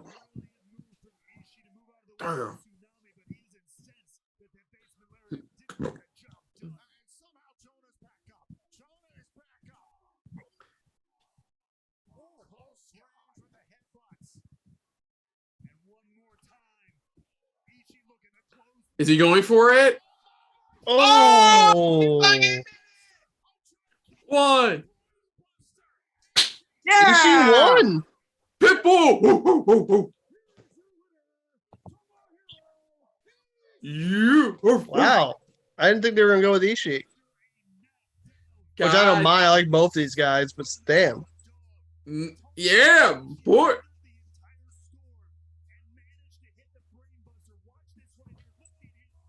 That was like you said. That was gonna be the best moment of this match. Was Ishii lifting up Jonah for the brainbuster?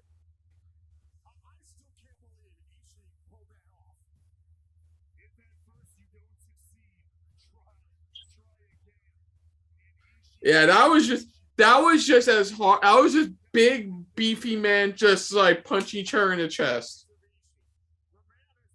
That was just, that was really good. That was just exactly what you want out of two big boy, like a big boy match. Just two men battering the fuck out of each other.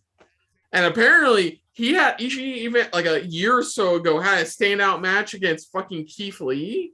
And a couple of years ago, like before he joined WWE, and I never saw it. Apparently, it's fucking amazing.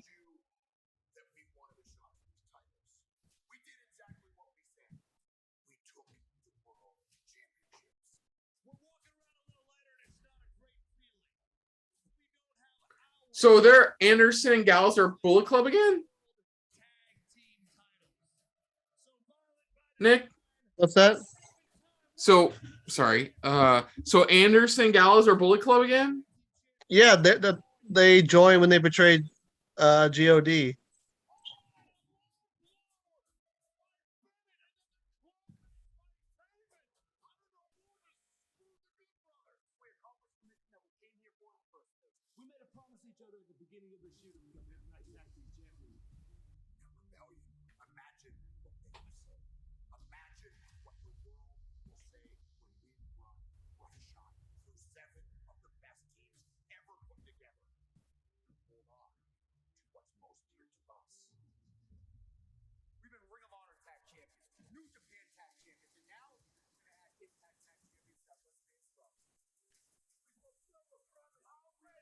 I want Heath and Rhino to get it.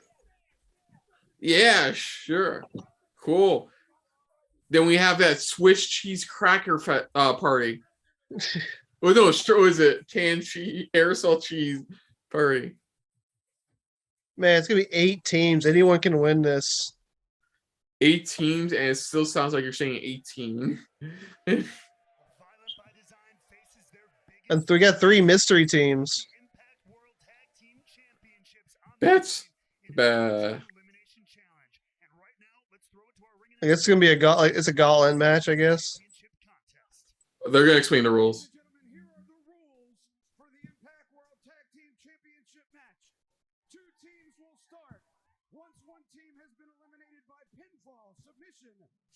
Oh, it's a gauntlet match. Yeah, it's a gauntlet match. That's it. It's just a gauntlet match. We're so used to season WWE. I'm surprised they like how we built Vince. How we build somebody up. I got a gauntlet match. Who's starting off? The major players. Matt Cardona and Brian Myers. Team number 1, accompanied by Chelsea Green, Matt Cardona and Brian Myers, Major Players. What do they call themselves? The Major Players, like basically they're all named the Major Brothers. Jesus Christ. He tanned his chest so fucking much. Look at that. That he looks a different color on his chest compared to every other part of his body. Matt Cardona currently won his 7th championship. So He's been winning titles on the indie scene. I saw a video of a match that he was having in which Yeah. a little girl tried to stop him from, I guess, beating her father, probably. And Cardona gets ready to power bomb the girl in the middle of this match. And then she flips and takes him out into a hurricanrana.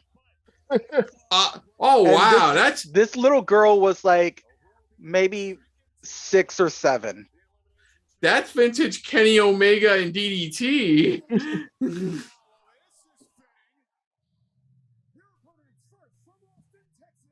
Oh, She's going for all the men's titles, isn't she? I don't blame her. Did you Oh, yeah. see her Did you see her birthday picture? Who's she teaming with?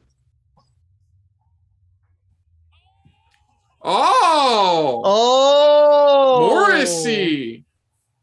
Oh yeah, they both got issue with Cardona.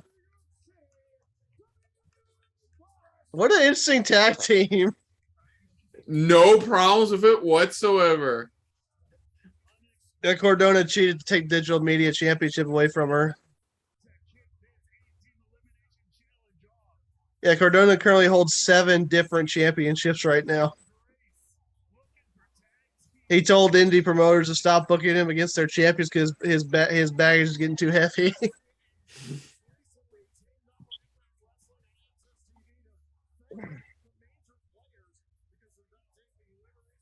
So yeah, I guess I forgot to mention Morrissey's a face now. Yeah, no, I got that. I got that from him showing up right now and teaming with Jordan Grace. Because I checked, Jordan Grace was still a face. I am happy Myers and Cardona are back together as a team. Yeah, that's pretty cool. I'm happy about that. It was kind of getting weird because they were enemies in Impact, but they were teammates in NWA. So I'm glad they made it consistent.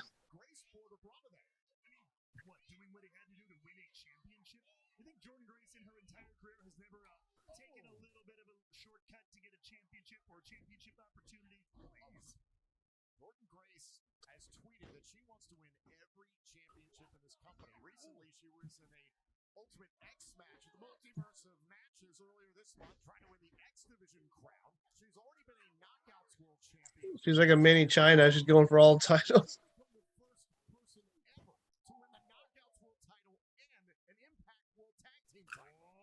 Okay.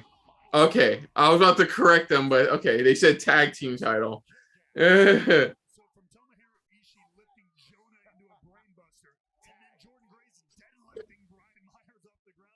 Dude, she looks like she could deadlift Morrissey. Just like give her like 5 seconds and a count of 3 and she's good. That's why Scott Steiner gave the market Big Mama Pump. I don't blame him.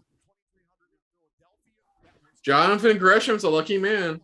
I think that's who she's dating currently. And I just thought about it. I want a promo segment between Keith Lee and Jonathan Gresham. Good Lord, it would be the most coziest blanket I'll ever be in. The way they talk. Did you see that Keith Lee reverse trolling on Twitter? No. Like, was it Keith? Like, damn. I can't remember him, but there was quite a few.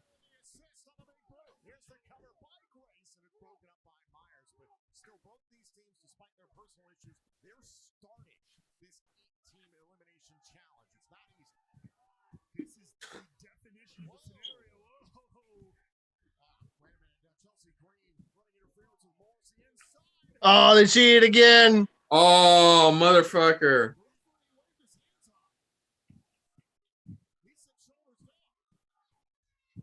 So Guys, there were supposed to be like 4 surprise teams, right?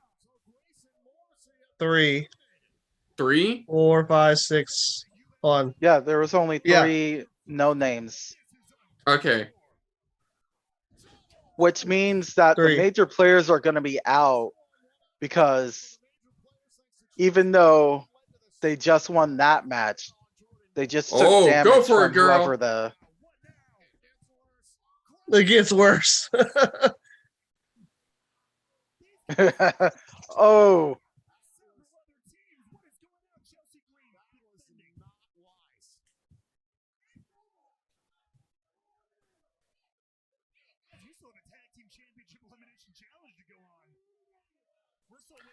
Yeah, we're Oh, still. no. Yeah, their team's supposed to show up like 5 seconds ago. Oh. Oh, I guess Morrissey can go out to Digital Media Championship. sure. Oh. Wait, he didn't sell it. he Is wore there a in a cup. cup? Don't he wore take a out the cup. Why do they do this? Don't take out the cup. Well, it's so that she can smell it. Oh. Oh. Just kick him in the nuts again.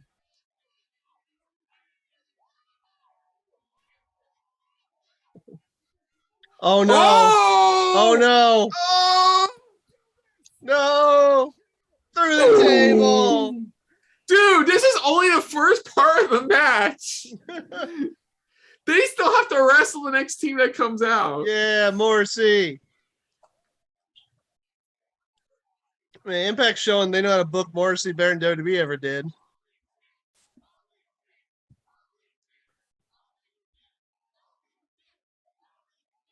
Oh, Impact don't mess around. I'm going to take a guess. The next team is Heath and Rhino. Just a guess.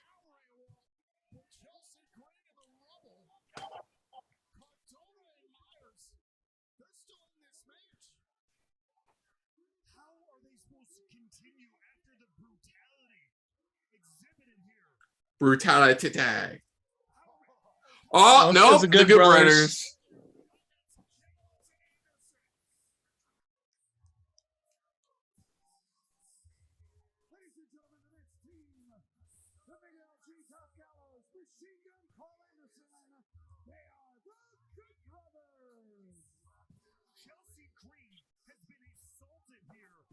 What is dangling from Doc's freaking chin? He braided his beard.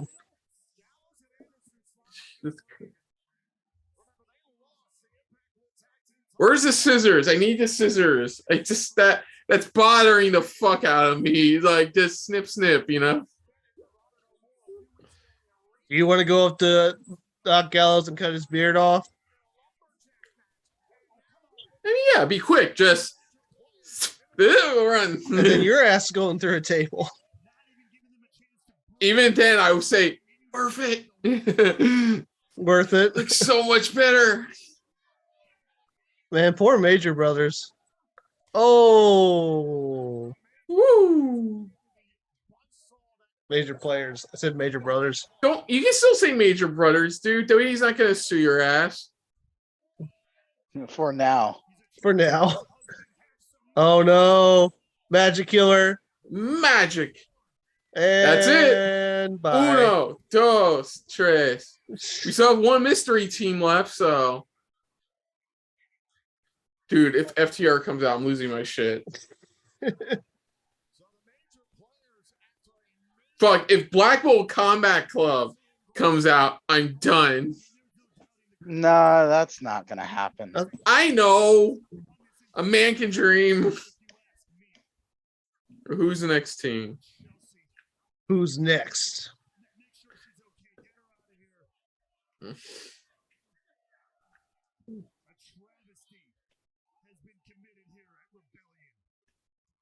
And they'll be fine.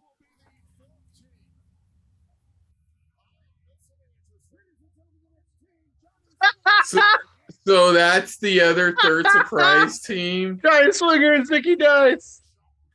Okay. I'm for this team. It makes so much sense. I first saw Ziggy Dice in NWA, and I love his character. It's like a throwback. He's actually a lot like Johnny Swinger. So this works. Man, Swinger's been around a long time. Outlandish. Zicky Dice. Oh, no.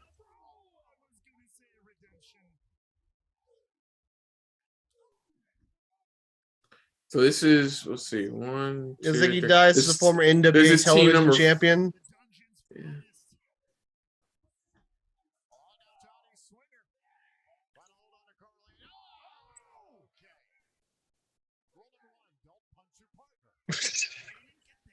They didn't get Good there point, yet. Tom. Good point, Tom. Oh. There's a long, complicated, uncomfortable process in the dungeon, in Swinger's dungeon. Sure, it's uncomfortable. I'm sure it's uncomfortable. 1, 2, 3. We're halfway Who the through. fuck was that? Screaming. Yeah! Somebody, a big Ziggy Dice fan, I guess. It was No shit. no shit. Guess who's next? I guess that's it for surprise team, so we don't already know what the rest are. It's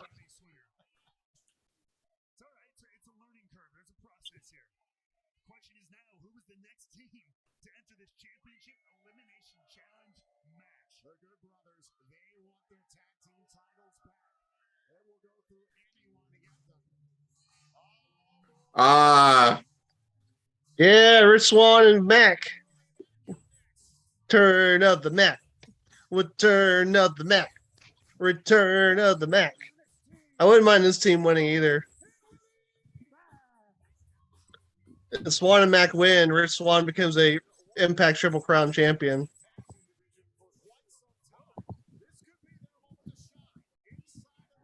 Oh, no. Oh, nice. On 9.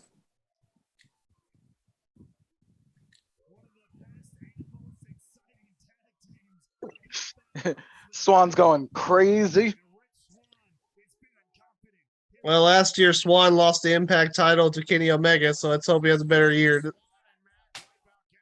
Yep. So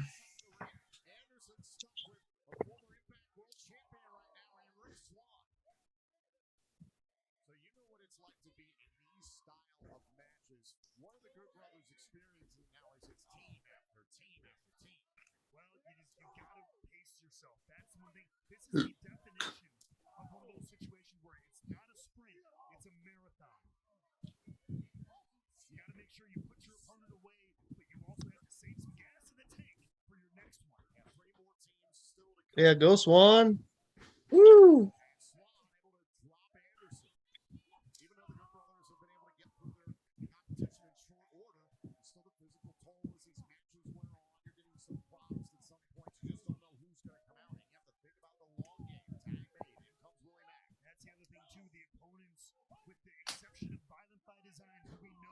Probably the first actual match we get of this tag team championship match.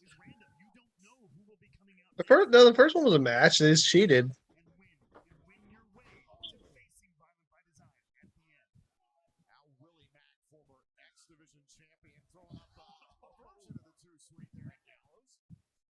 Yeah, it's like up your ass.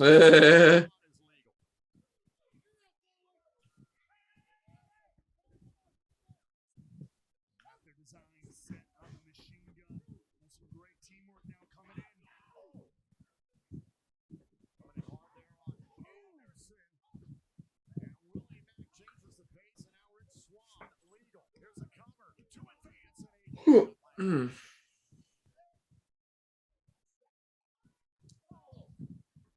Swann, a former Impact World Champion in his own right.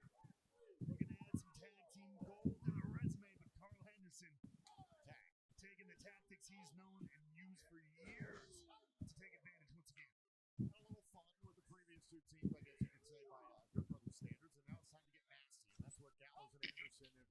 so well on their way towards 7 World Tag Team titles. Bringing the star-decorated teams in all of professional wrestling, no doubt. But the tag team division here at Impact Wrestling. Yep, two-time WWE Raw Tag Team Champions, two-time IWGP Tag Team Champions, and two-time Impact Tag Team Champions. Mm. So they're going for the 7th tag team title. You see, that's all it took. Gallows weathered that storm, put up one big boot, and down goes Swan.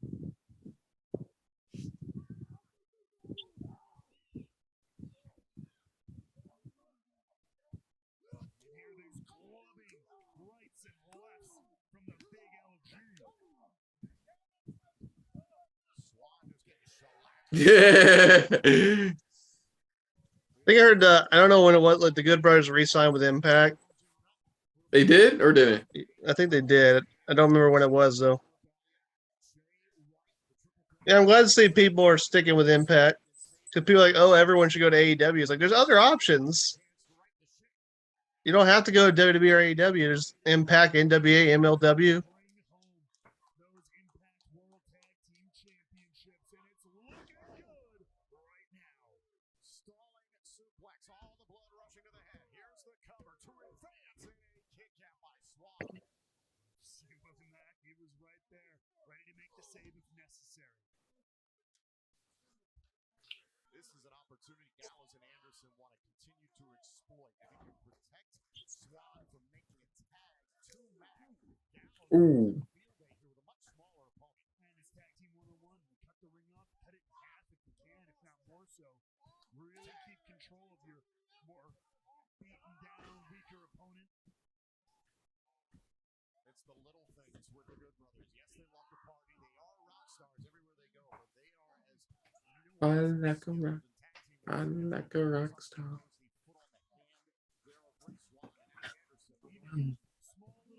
Would you like to go party with the Good Brothers? No. If it's anything like their last two produced pay-per-views, I'd rather stay home. I go party with the Good Brothers. Well, it was nice knowing you.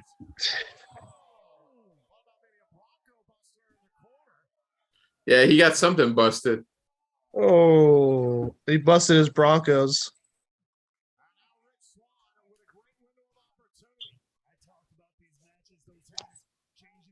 Mm. Mm.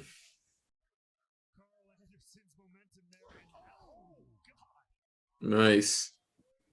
Gnarly elbow right to the back of the neck of Rich Swann. That is one way to prevent your opponent from making a tag. Now raining down again, left and right elbows this time to Rich Swann.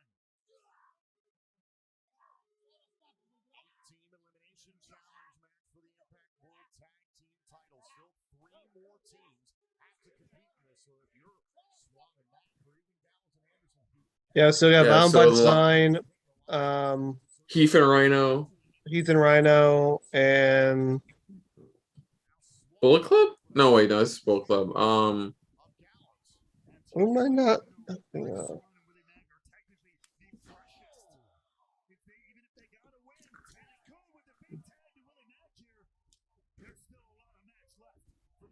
Oh, yeah, Kingdom. The Kingdom. Thank you. Give me a second. Ooh, Mac. Damn. Return of the Mac.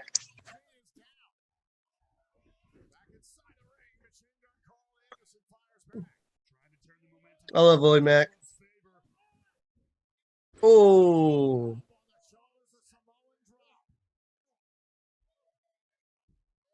Former Impact X Division champion, former NWA national Oh. champion. Yeah. Come on, Mac.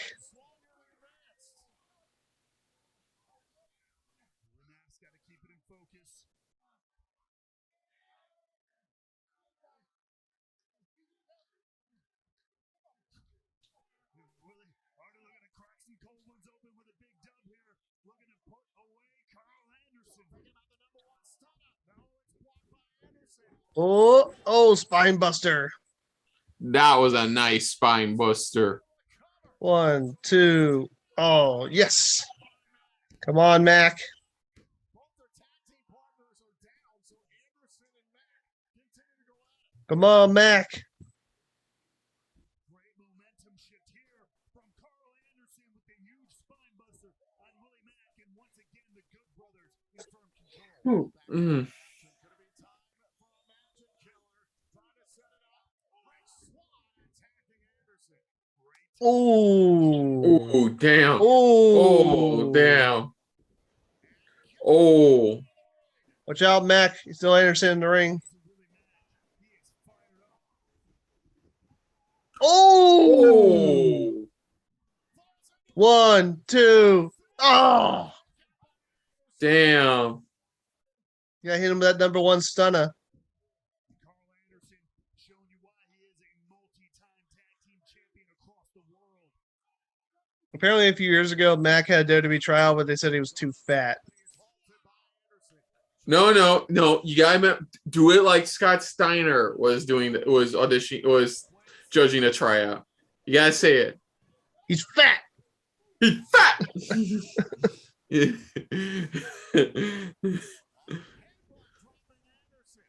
Man, WWE's like, oh, they gotta look like freaking bodybuilders. Like, I think that was the main reason Keith Lee didn't succeed on the main rosters because they didn't think he had the look. Oh. Ooh. Oh, damn. That looks more painful than like racking Oh. yourself in the junk.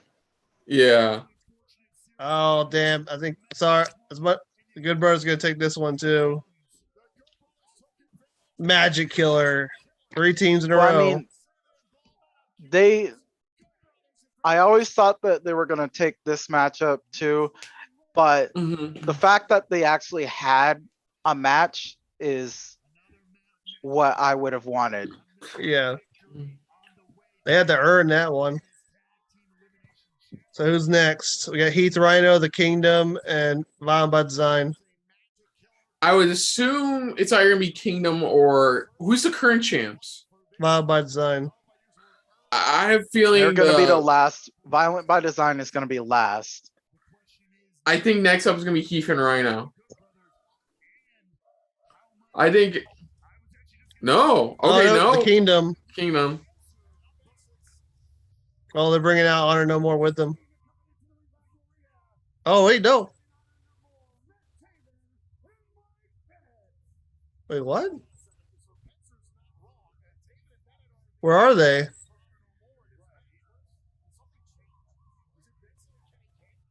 Oh, Sneak Attack. Sneak attack. They got Pearl Harbor.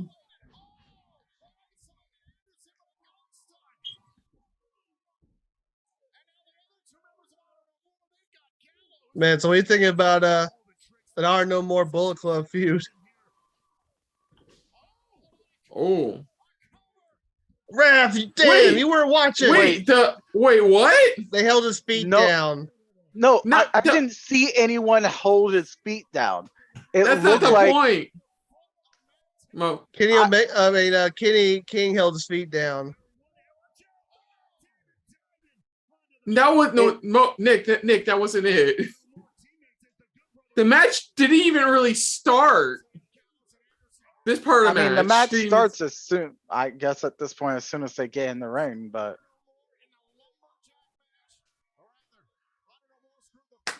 that was so abrupt. Here we go, watch. Oh no, that's not it. No, that's Nick. We're fine with them causing like interference, but yeah, we had no problem with that. I thought they showed a replay.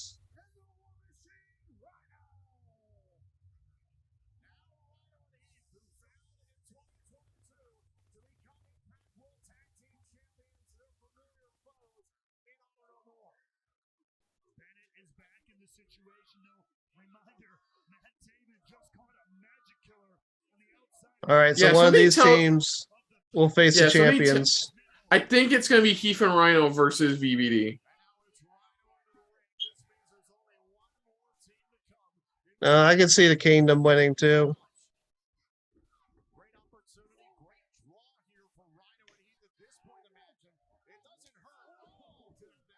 Ooh, that got Fun hurt. fact for our viewers out there, little Ring of Honor Lord, you know who the original leader of the kingdom was?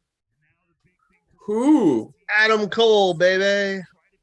I thought you were gonna say God or Jesus. That's a different kingdom. Jesus. Mhm.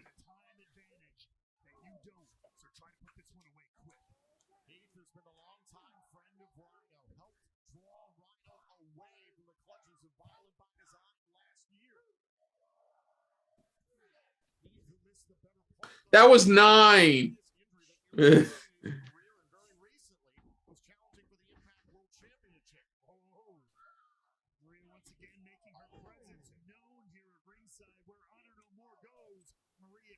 Hey, go easy on him. He's got kids.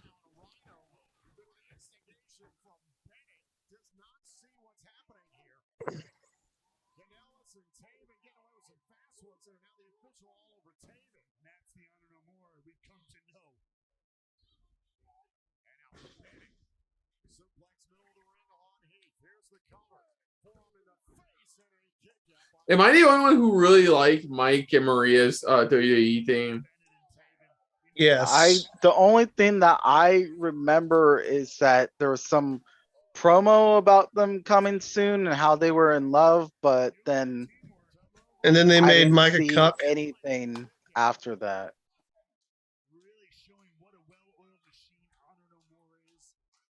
They had Maria demeaning him all the time. And him getting a 24/7 title back at an OBGYN. Good It was times. terrible. Good times. Well, that was in the Rusev Lashley thing. Apparently, Vince McMahon really likes cuck storylines. What the fuck's a cock? He knows exactly what a cuck is.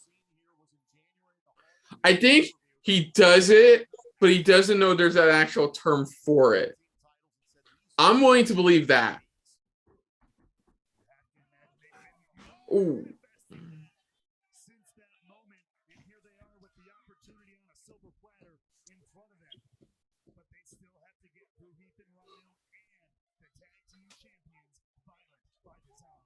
Come on, Rhino.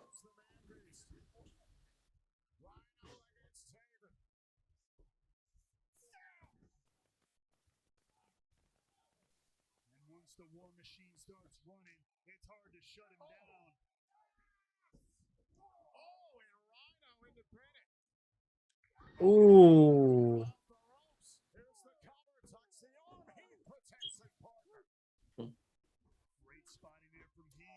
Ooh.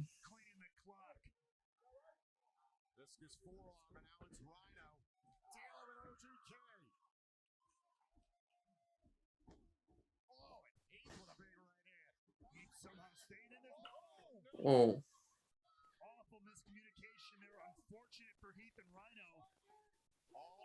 What the hell? Oh. Score. 1, 2, 3. All right. All right. One more team, guys.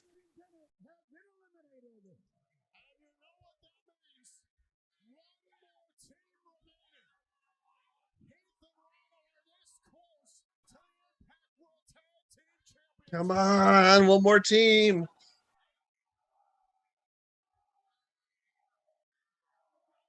And they're going against VBD, the guys who corrupted Rhino.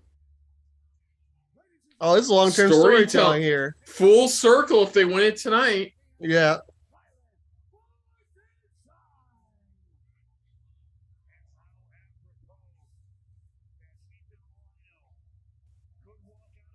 All right, so Eric Young and Joe Doring will be representing Vine by Design.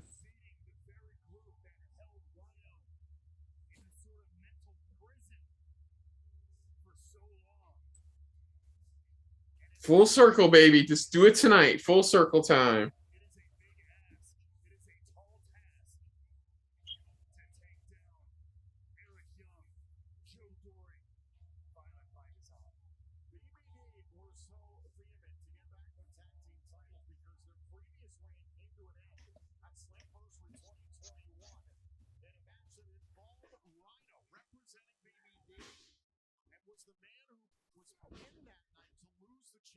championship. That is why VBD went after the Good Brothers, got the tag team titles back. They believe the tag Here we team go. power, them staking their claim here in this company. But right now, Rhino. Yeah, VBD is what Sanity should have been. Here's the cover, and he Mhm. Has immediately turned that around. Violent by Design tied for the 4th most Impact World Tag Team title reigns in this company's history. They were introduced 15 years ago. Oh, meeting in the middle there with Rhino. Very interesting. Free move rule applied for VBD. Hold on, here's the cover to retain. Kick out by Rhino. It's Doring and Young representing Violent by Design tonight. Meanwhile, Diener is still here, literally carrying the banner for VBD. Always to be thought of on the outside as well. Rhino and Heath just went through a bit of a war themselves with OGK and Honor No More, and are up against a very, very I guess my only criticism with this is I don't think it's ever a good idea to do a gauntlet match in a pay-per-view event because you have to fast forward it. I mean, most of the matches have gotten time. No, they have. I mean, if we're just taking this whole championship match as a whole, it's been a pretty lengthy match. Only the first 2 matches were kind of short. Yeah. The pain, the trauma that VBD inflicted upon him, but you're in a championship matchup. You gotta focus on the task at hand as the hair of the man beast is tossed Well, in an almost celebratory manner. the Kingdom versus Good Brothers was also short, but that was because it was supposed to be a screw job. Mm. Last month at the Sacrifice event, successfully defended within a lumberjack match against the Good Brothers despite controversy, courtesy of Taven and Bennett.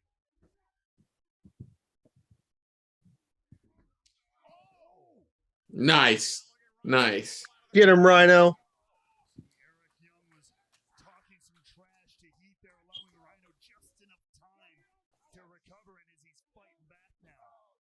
Rhino and Heath, they withstood Honor No More. Now the last team, Violent by Design, has entered this 8-team elimination challenge. Rhino trying to fight his way through the thicket. What? Young and strong and is blocked by the War Machine. Rhino starting to feel, Mm. I was going to say, a little bit momentum on his side, but both wrestlers, same idea. And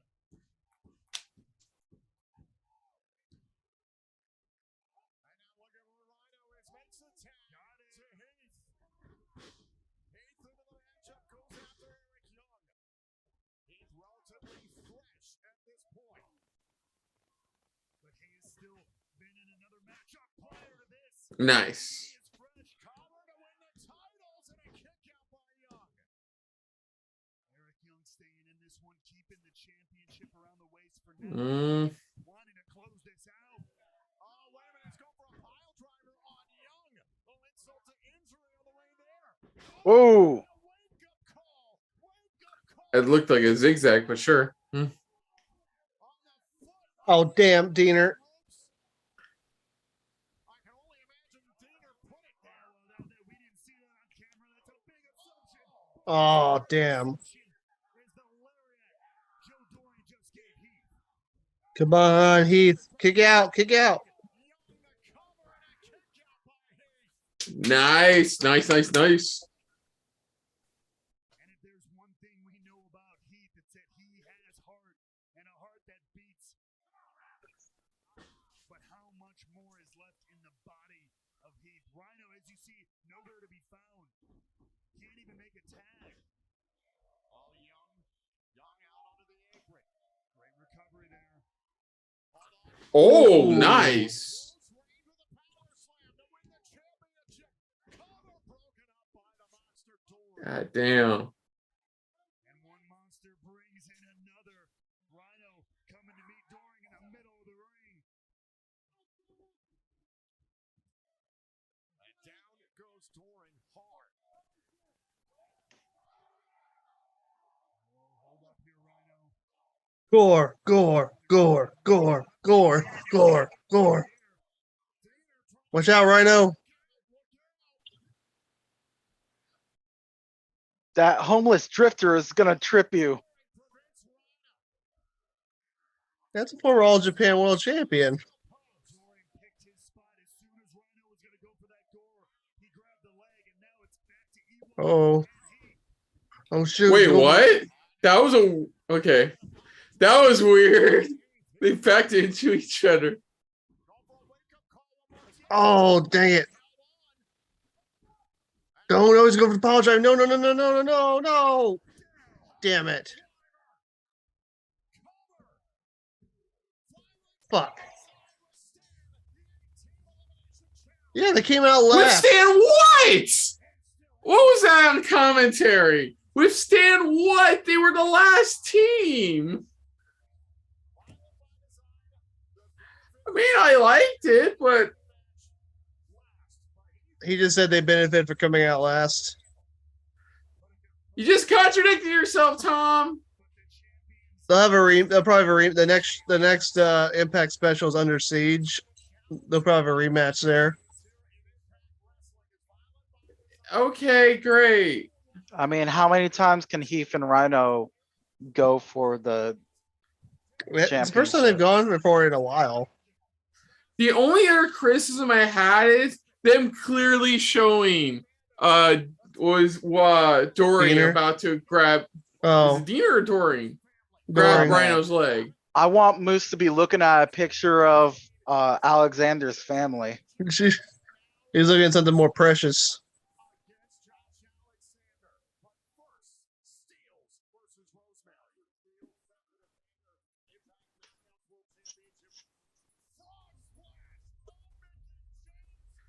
That looked off. That looked like a crappy frog splash. Nick, what the fuck, bro? That was a crappy looking frog splash. Why are you telling me that? You're the Impact guy. I have somebody to point at.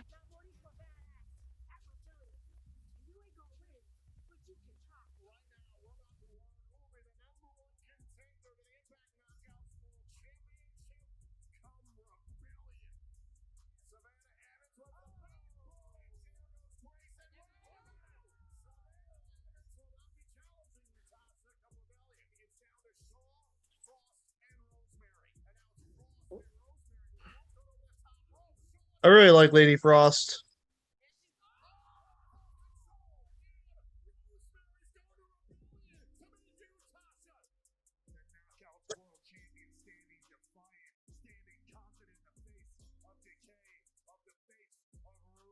Those mind games that Rosemary wants to play on me, I will be ready. I am the knockout world champion. See, I run this show. I run this ish. Your ego's been running away with her, hasn't it? Do you know what that sin is, dear? It's pride. And it's got our attention. So prepare yourself for rebellion, Tasha. Because if you're ready to play again, we're ready to make you decay. I like the makeup. That's pretty good makeup. Well, the mind games are over. The time is now. Tasha Steelz defends her Knockouts World Championship against Decay's Rosemary, and it happens right now.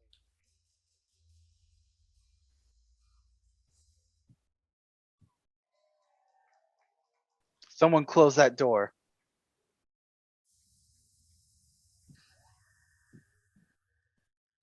I love Decay's entrance music.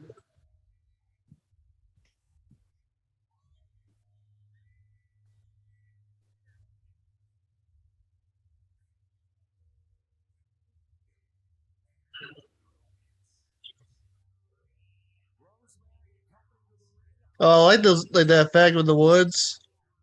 Yeah.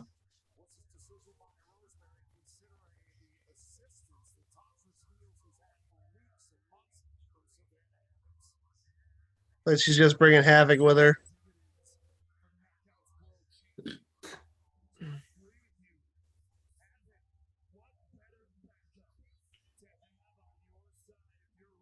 Silver lines.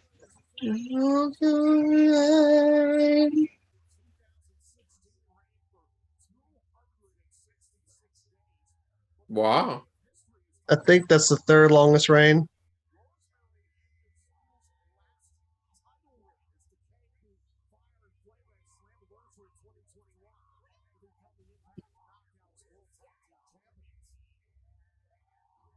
Yeah, so they do have history.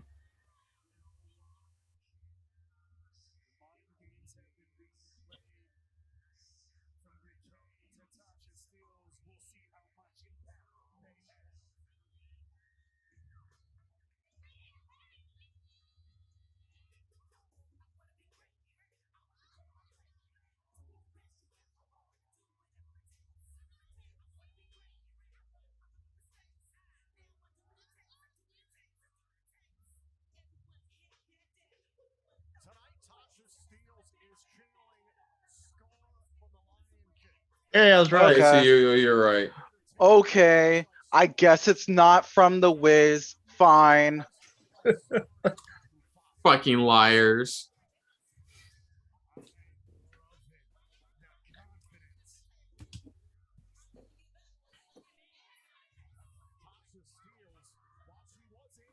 Gonna do a quick switcheroo.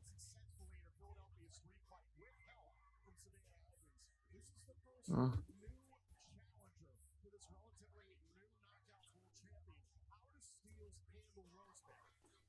She handles Rosemary the same way she's handled business since day one. At least that she's handled business since winning that Knockouts World Championship. Like she said, she put down the greatest. Many people consider Mickey James. There we go. Ladies and gentlemen, Rebellion continues with this Knockouts World Championship match. It is set for one fall. Your referee, Daniel Spencer. He looks like a white guy. That's racist. Representing DK from the Valley of the Shadows, the #1 contender, Rosemary.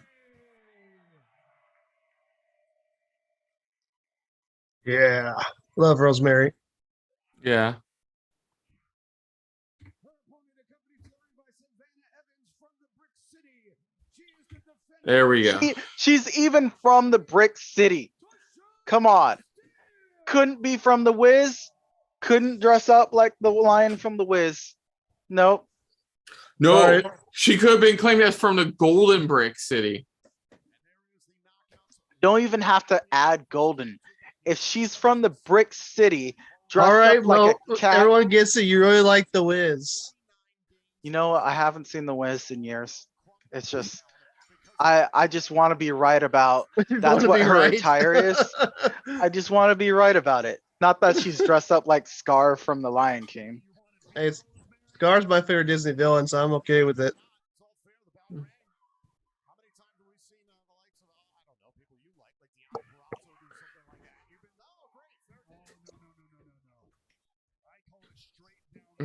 Sure you do, Matt. Yeah, sure. Straight down the middle. How'd that Perazzo match go for you, by the way? The way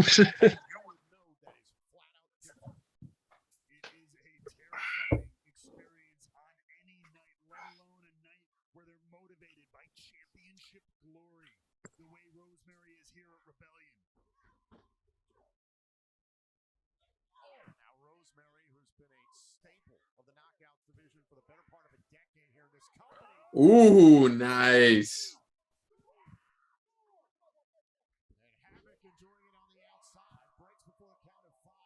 It's been a while since Rosemary had the Knockouts title.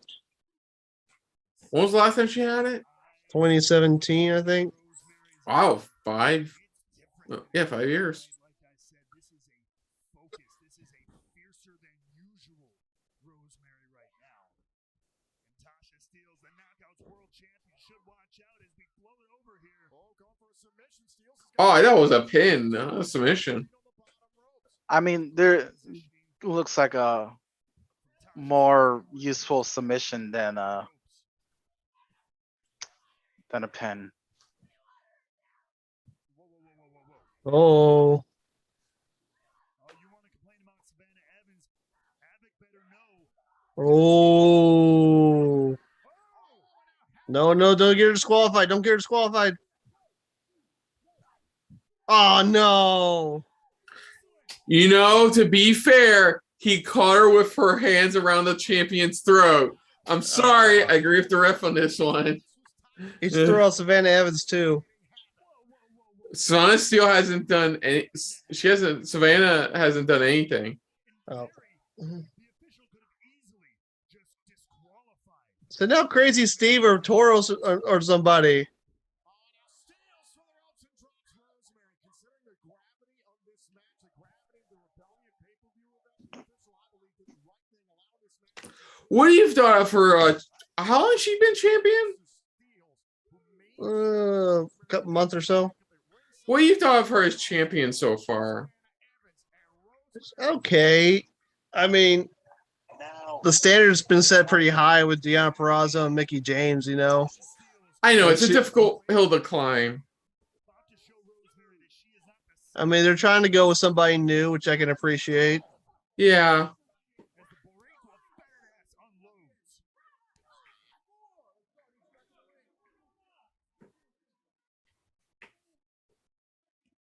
Hmm. So I would Sorry, I was just wondering because I don't know.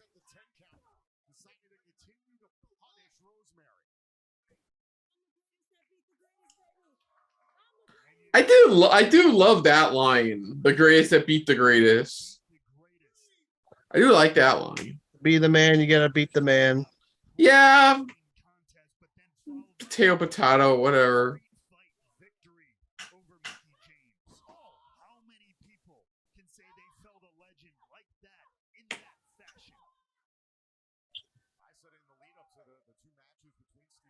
Oh, I saw that.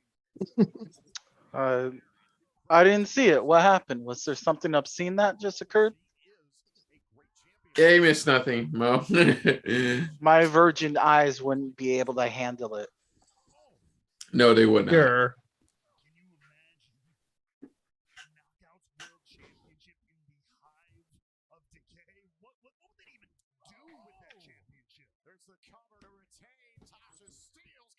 Wear it, defend it.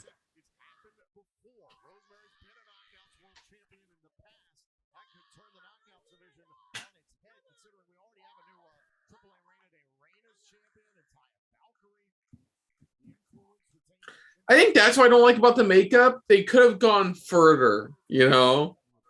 I mean, if you look at Maclin's makeup, if you look at freaking Rosemary's makeup, they're really cool. Hers is just a little scar thing, and that's really it. You mean the kitty cat makeup you see at a kid's birthday party? I just the makeup wise, it's like it's all right.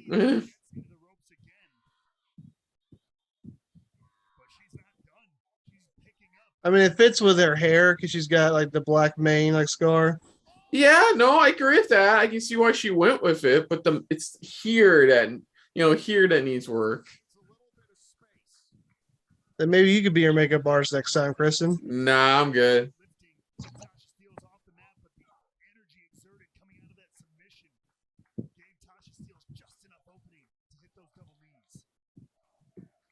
Rosemary.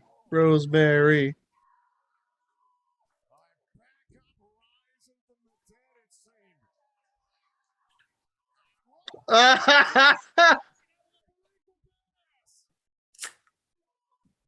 got Bitter- nothing.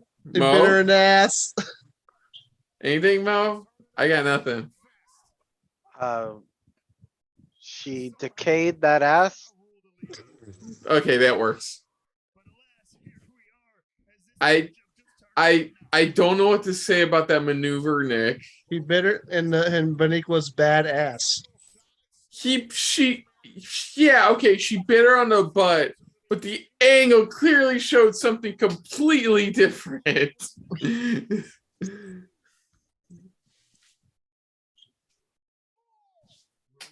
has an unbelievable ability to withstand punishment. That's something all the members of Decay have in such great amounts. This sick, twisted ability to pull from a deep, dark place and continue to fight as she steps on the gas pedal. And now Rosemary with the sling blade.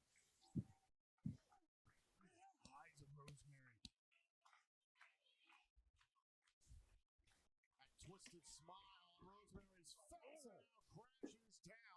There on Tasha steals in the corner. Nice. Exploder suplex. Out of the corner. Into the corner to win the title. To win the title. I can't wait for Sue Young to come back after she has her kid. Another small thing. Look at Is she coming back as that the Karen? Or I don't know. Like the last promo they did was her as Sue Young.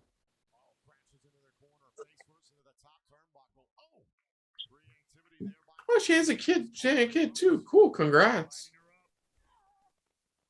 Yeah, that was a few months ago. They announced that they did like a whole promo with her coming out.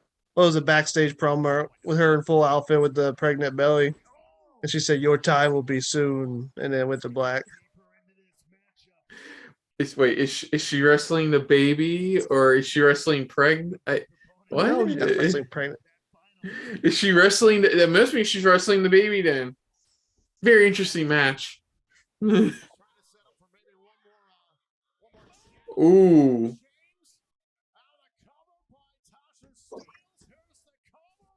No. Yeah, I want Rosemary to win, but I don't know if they'd have Steel's reign be this short. Yeah, I don't think they're gonna make Steel's reign this short. Unless they feel like already the experiment has failed, I don't see them having her lose the title here. I mean, she's only been like champion for a couple months. Like that doesn't mean anything.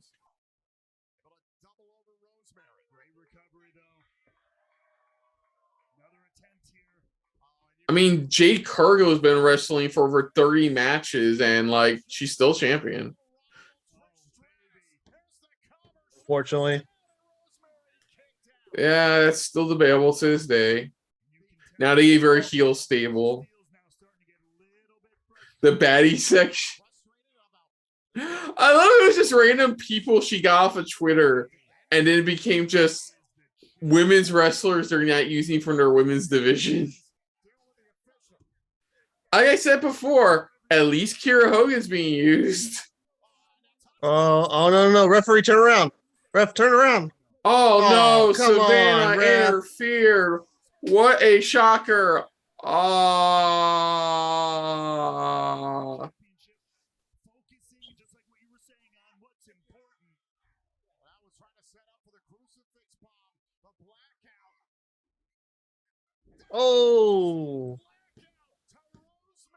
Oh, she kicked out. I guess she didn't get the timing on the first attempt.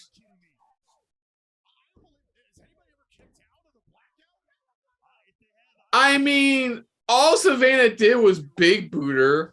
And I guess unless you're Charlotte Flair, that ain't gonna do you shit.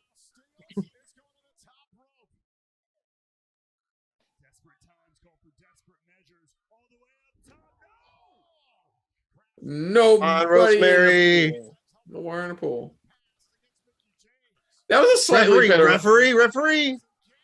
Really? Oh, green mist. Spear.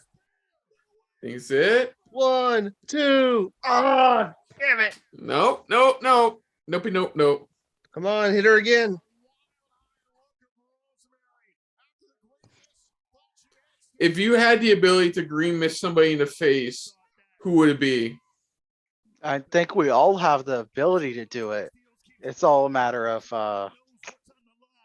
got that opportunity against someone. There's plenty of people I'd like to do it, but I don't think I can say it on this public channel. Fine. What pro wrestler would you like shoot mist in the face?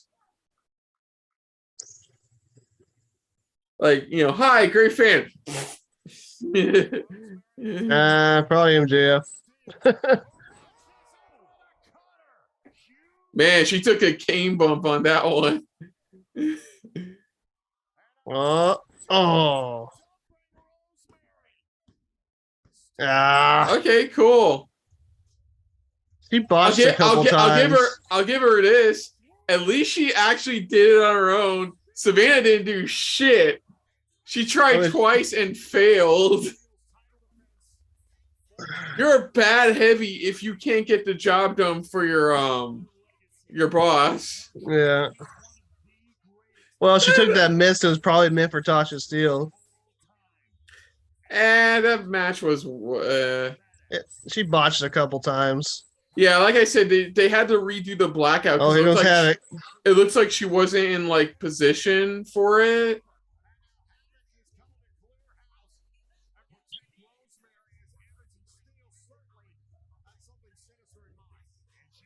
Yeah, I'll give this a Slammiversary, and like we'll see what happens. Because I can't think of anybody after Tasha to hold it. Let me see.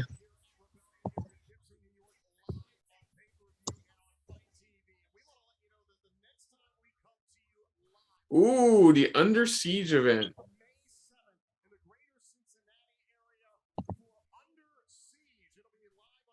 Production needs work on Impact. I mean, seriously.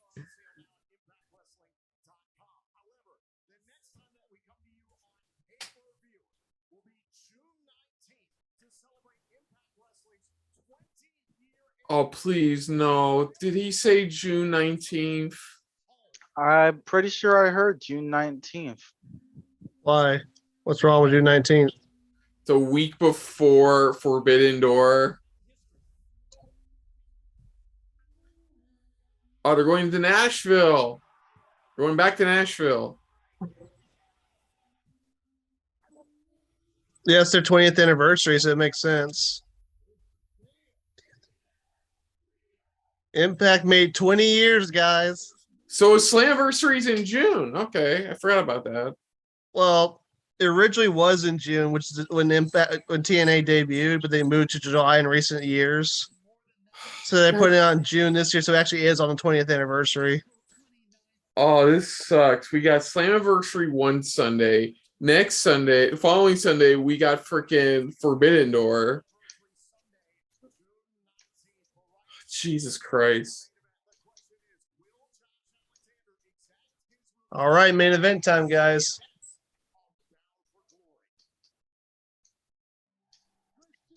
Got to do it for his family, guys. Say it with me, folks. Moose doesn't give a fuck about your family.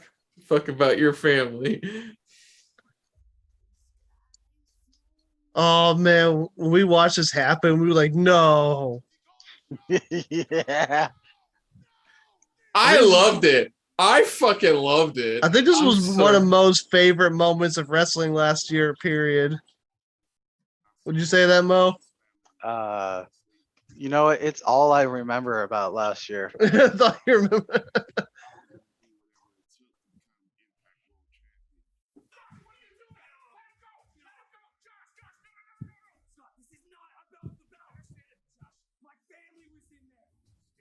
My family.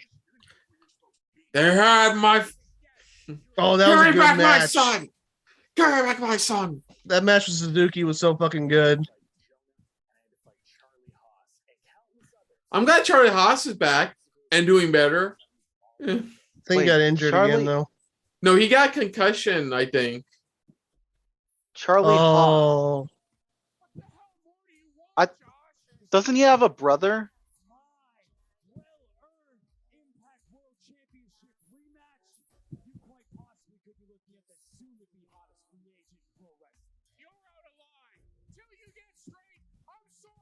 Until you get your passport in order, you're out of here.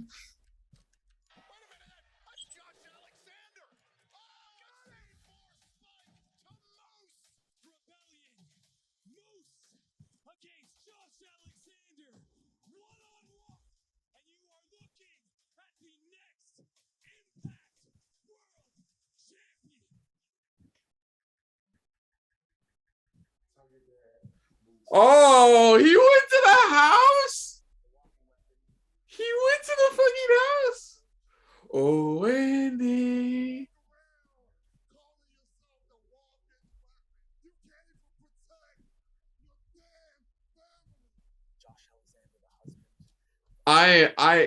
Props to the wife for taking that. That was literally a Mack truck hitting a stick. She got snapped hard. Oh, damn. This has been a great storyline.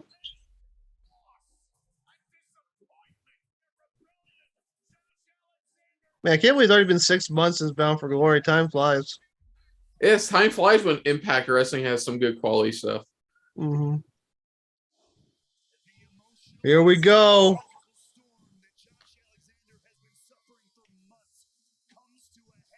Ooh, it should be a meaty match considering how much time is left. Yeah, they have 30 minutes, so. Wait, what? Oh, there we go. There we go. Jesus Christ! What is with the screaming fans? This is like the second time I've audibly heard them. That's more than likely. Oh, look at his son. Oh, look! His son's got matching gear.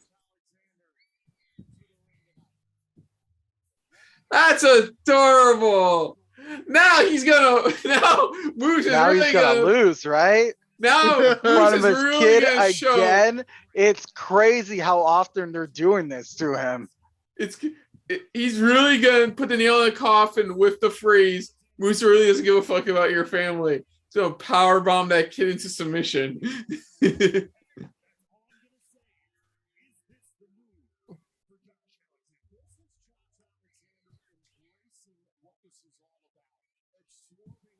I'm just putting Mini Josh in my timestamp notes. Hey, Josh. Mini Josh.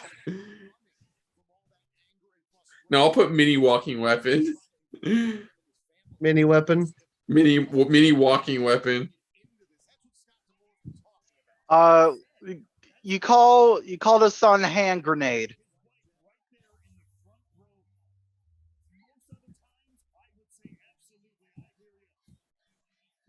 That was a cool little moment for his kid. Yeah, that was. I loved it. No, at first I thought he was just gonna go. No. You go back. You go to the back. Go back to the back. The back is where Moose is at. So yeah, then he's gonna a find wrestling god. out. A wrestling god.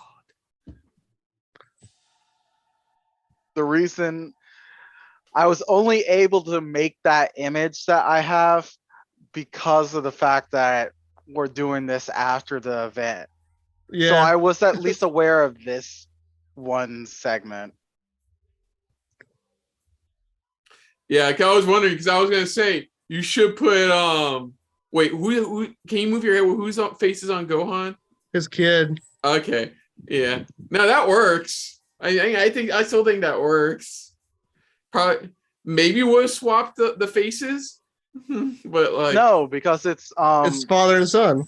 yeah, it's the father-son Kamehameha. I went with the greatest rebellion of all time. George Washington stunned the British. I went with the greatest trash talker in WWF, Rowdy Piper. That's true. To be fair, I totally forgot to grab the Impact 2022 background, so I just grabbed it. One of my favorite pro wrestler wallpapers. Yeah, Roddy Piper's my second favorite 80s wrestler. Yeah. Can you guess who my first one is? Andre the Giant. No. What's your guess, Kristen? I don't know.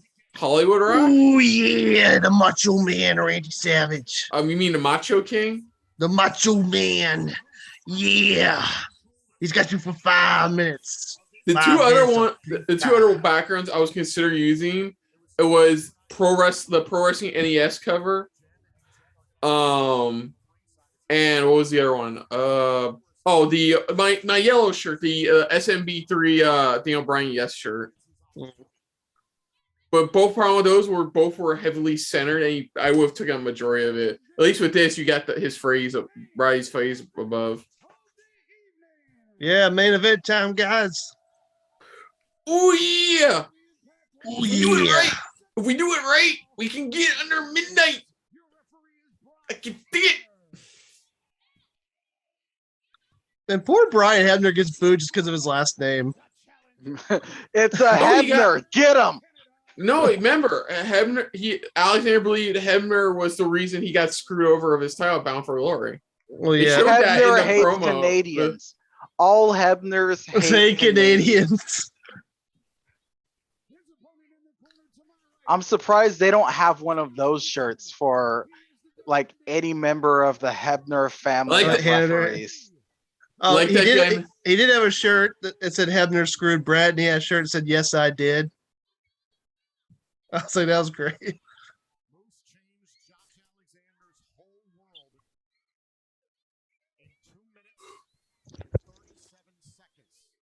That is how long. In 2.5 minutes, he proved why he didn't care for Josh Alexander's I'm family. glad Earl Hebner is in the Impact Hall of Fame, but he should be in WWE Hall of Fame too. Maybe he'll get inducted and tell a story about how Macho Man speaks cow. How Macho Man? What? Speaks cow. Oh, I love that story. Yeah, too bad it took him 95%. And like, I love his fucking brother's like, thanks.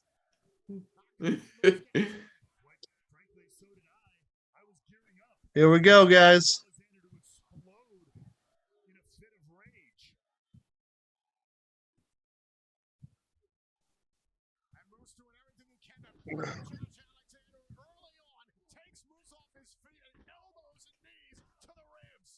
Ooh. Alexander says, if I'm going to do this, I'm going to do it the right way. I'm going to reach you in that ring. I have been off social media since Saturday evening, and it's been difficult. Yeah, it's been doing everything else just to ignore any Rebellion spoilers. I just had to stay off Twitter because that's where I mostly see Impact stuff. Because I follow them on Twitter. For me, Twitter and Facebook. No, I always do it ahead of time on Facebook. If any wrestling thing shows up, I hide it for 30 days. You know. The only thing I block on Twitter is Marvel Studios related stuff. Just because like we have to react to those episodes late. So like we're already being spoiled about the following episode when we're on the previous one. Yeah. Man, I've been disappointed with a lot of Disney Plus shows.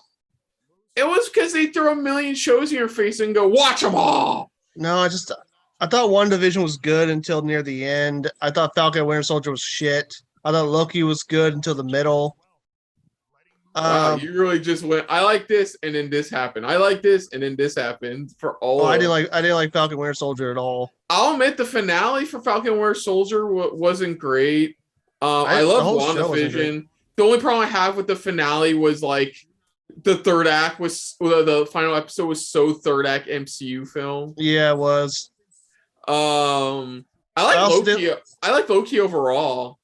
I thought Loki was the best of those three. I just wasn't a fan of Loki being made a side character in his own show. And Hawkeye was really fun. I didn't get the Hawkeye. Honestly, I really enjoyed Hawkeye. It's really fun. I thought What If was hit or miss. I enjoyed that. It could have been more, but Moose, you stay away from his family. He's just reminding them that he doesn't give a fuck about him. I haven't watched Hawkeye. Was Hawkeye actually good? I don't Hawkeye's know. Your opinion sounds really mixed on it. Yeah.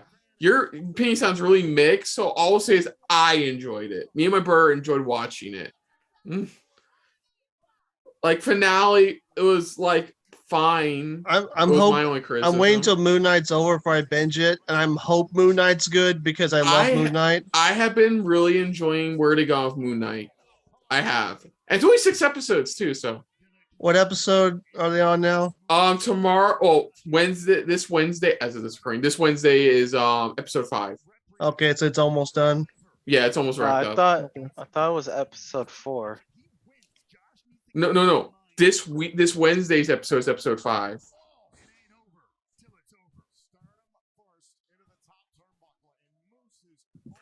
We remember personally hate for a fact it's on Wednesdays. We really do. It really it was bad with our previous schedule, but our current schedule, it's worse. Woo! I didn't forget any MCU Plus shows, did I? They got Moon Knight. Next up after Moon Knight is Ms. Marvel. which doesn't look that good to me. I'm sorry. The only criticism me and my brother have with it is they changed the origins of her powers. Well, that and also, I feel like they're setting her out to be an unlikable character because her. I'd have to go deep into why I think that, but Don't have to here. But look, it's exactly what me and my brother expected. Our only thing we don't like is where they go for powers, and that's really it. and honestly, the movies haven't been impressing me much either. Except like I thought Black Widow was meh. Thought Shang-Chi was meh. I thought Eternals sucked. Okay, Shang-Chi was good. Still had the same problem most other MCU has. Big budget third act CG finale. I thought the Shang-Chi should have done more stuff on his own and not have his sister do everything for him. And I heard the other criticism is the supporting cast was better than the actor playing Shang-Chi, which that's true. So, my thing is that I thought Shang-Chi didn't do enough himself. When he's supposed to be the hero. Black Widow had the same problem. The supporting cast was better than the star of the movie.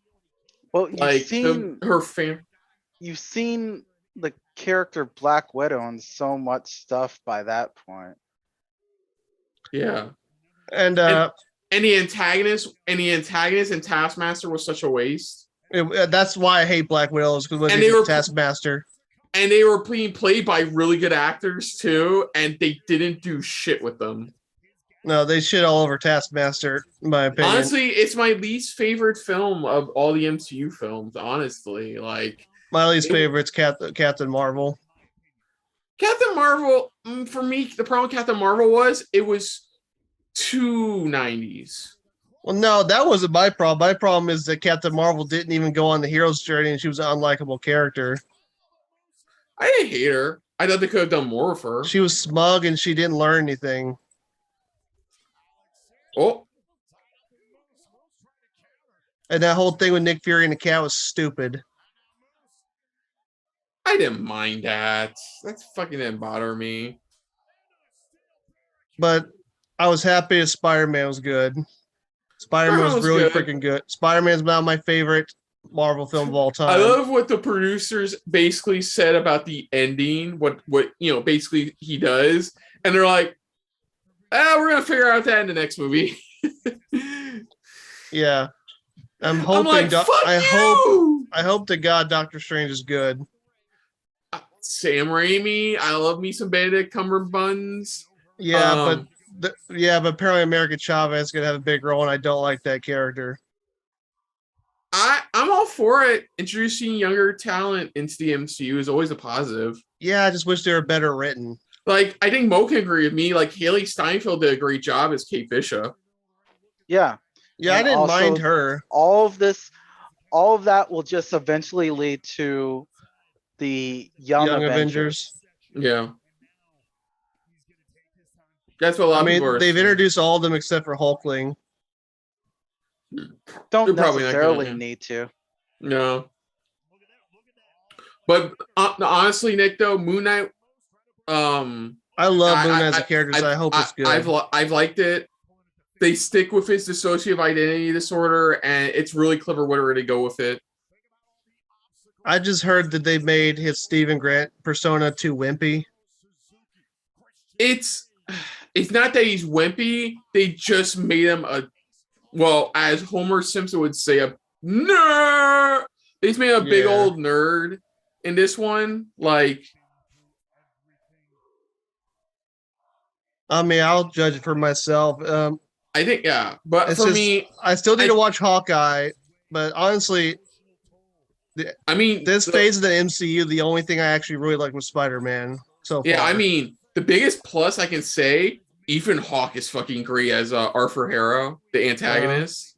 He's really fucking good. I hope it's good because I don't know. The MCU's been letting me down a lot lately.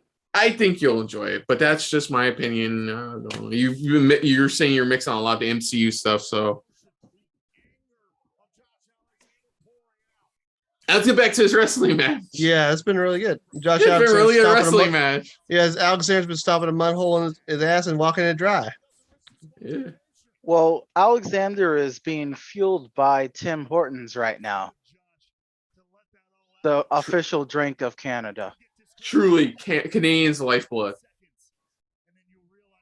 Maple syrup. No, no, no, no. That's used for their brain power. I'm talking about blood. What runs through their veins. Maple is for the brain power. The blood is the Tim Hortons. The lethal combination. Why do you think they call Josh Alexander the walking weapon? Ooh. So that's their blood, and the maple syrup's for their brain. What's the bacon for? Their muscle? Protein, yeah, of course. Protein. Canadian bacon? Hell yeah.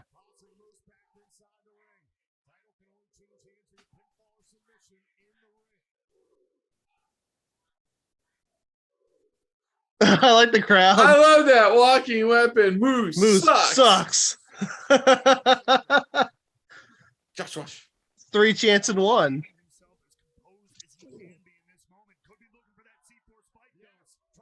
No, he's going home for the pedigree. C4. Pedigree.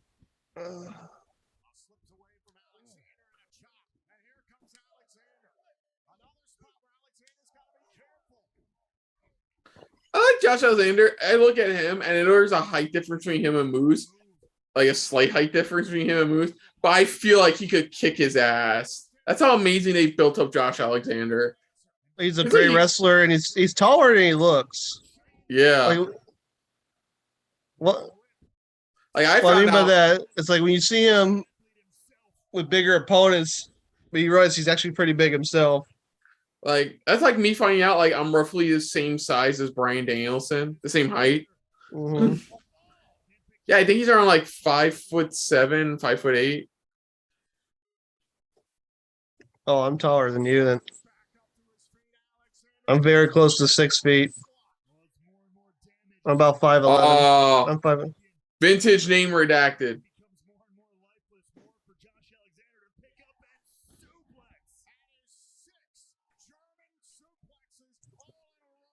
Suplex City. Suplex City. No, he's Canadian. Let's take him to Suplex Province. Oh, sorry. Suplex Province. I believe it's Suplex Township. Suplex Township. Suplex Township.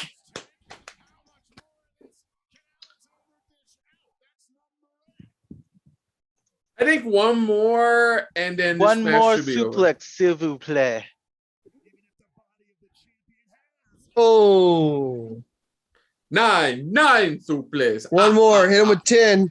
Perfect 10. He is the perfect 10. 10 suplexes. Yeah. Bon oui, monsieur. No, and then he should do the Sean Spears. Man,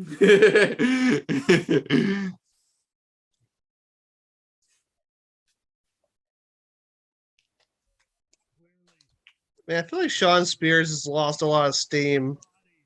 Well, it's because I mean, there's a couple things. I mean, he loves his job at AEW. He has his own wrestling school he takes care of, and he has a smoking hot wife. It says he started off with that big feud with Cody Rhodes, and now he's just as a smoking hot wife.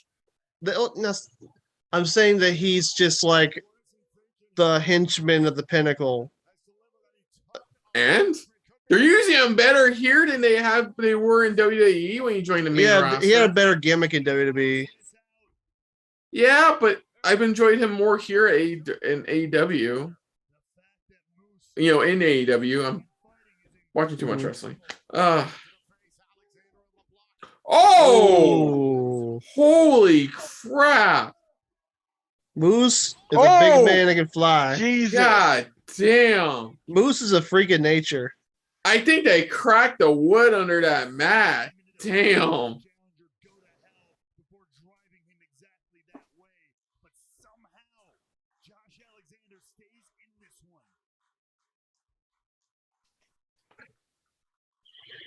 Man, these are really two of the best in the world right now. Yeah, they've used Moose wisely, and they've built up Josh amazingly. And Josh was gone for a while, too. Mm-hmm.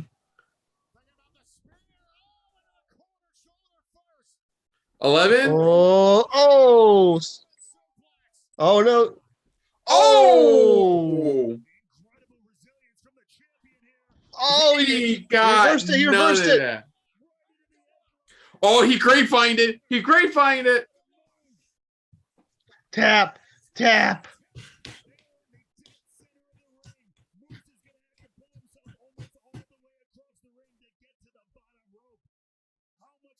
Snap his leg for your family. Tap for his family. Tap for his family. Dude, you literally can just. Your arm is so long, you could probably reach halfway to across and grab the rope. There we go. You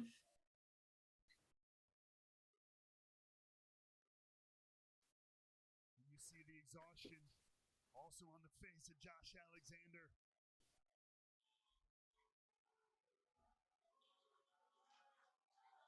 Ooh, they've been beating the shit out of each other. And they're beating each other up pretty well. He's kicking him in his left eye. Have you ever gotten Alexander. Josh is sick of this shit. Ooh. Have you ever gotten Alexander versus Taguchi? Funky weapon versus walking weapon? I pay to see that. I'd watch that match. Next year's multiverse of matches. Make it happen. Walking weapon versus funky weapon. They teamed up, they'd be walking funky weapon. The walking funky weapon. He's walking funky weapon. Or it'd be walking the funky. Would it sound better with the funky walkie weapon? No, yeah, funky walkie weapon flows better. See, you guys are thinking too simple with this. Taguchi temporarily becomes Canadian. So they are now known as Canadian Funk. Canadian Funk. Damn. Coming out with the guy who came up with Beyblade. I have no objections to that.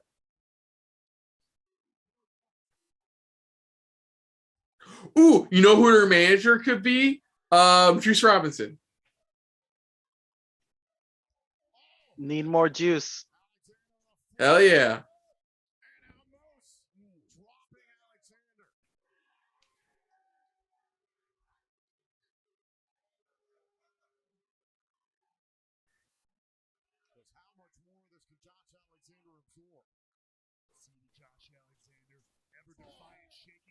Okay, I gotta go on. I just saw this.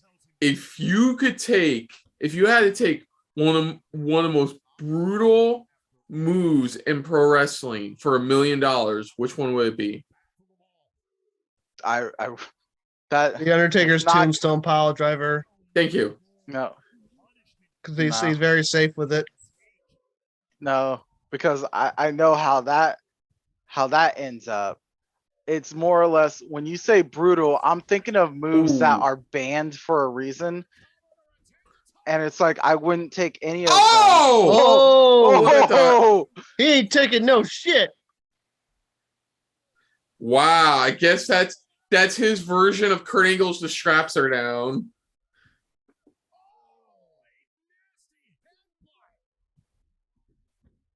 Oh! He flipped him.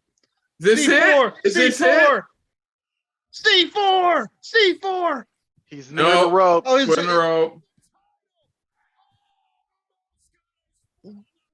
That Hebner hates Canadians. He runs with the family, I guess. Yeah, I wish they didn't show that angle. I wish they didn't show. I know there was no good angle for that, but like, if it any more obvious, it would say, "So Moose now." Well, no, from that replay, you see what a better angle would have been, and it's from what we're seeing right now. If we saw it from that camera angle. This is awesome. That was just funny. Oh, Josh's getting pissed. It's like, get up. We're gonna do this again. Except you don't stay I'm gonna down. C4 your ass again. Oh no.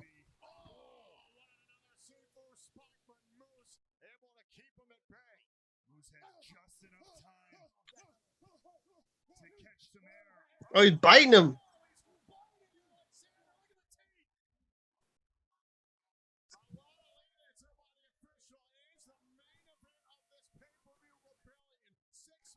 What if Moose was like, "You're never gonna hear your son's laughter again"? Jesus.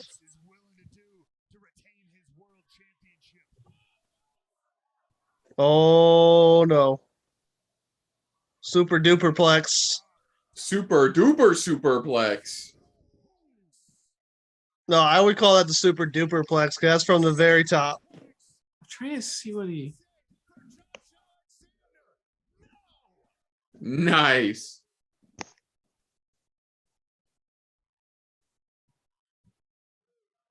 Nice replay.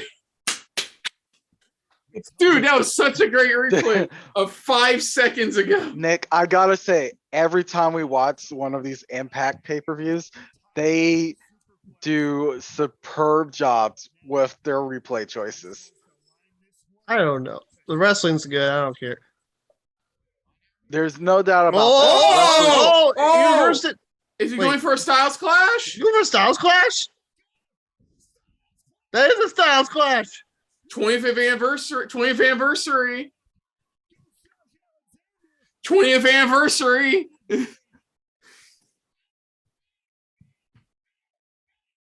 Is he gonna Scorpion Death Drop him next? Grapevine it. Grapevine it. God, grapevine it. That's where you know you really got locked in.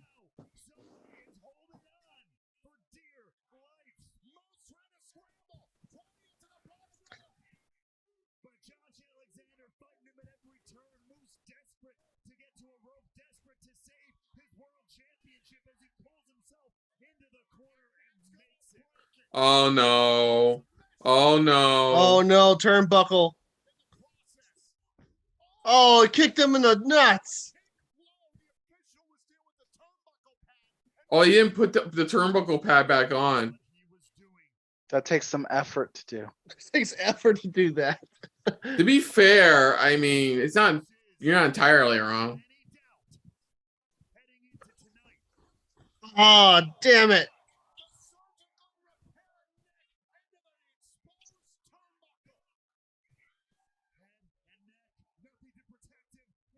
Oh, shit. Is this it? Oh, no. Yeah. No. He's still alive. What? He's still got fight in him. Really? Is that true, Nick? I don't recall, honestly. Jesus. I never noticed how veiny Alexander's head is. I know, right? He's going intense right now. If you paint it just different colors, it'll look like the New York City subway train map. No, it's not that complicated. Good point. The will to fight for his family is running through his veiny head. Vin Diesel would be proud. Family. Really?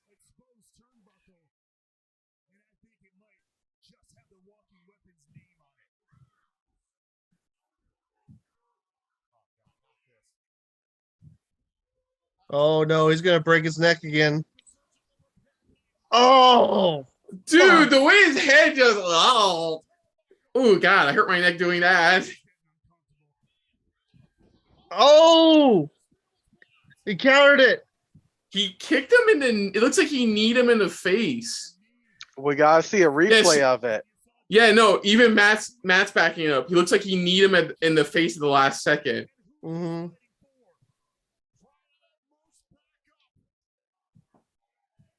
Go for another C4.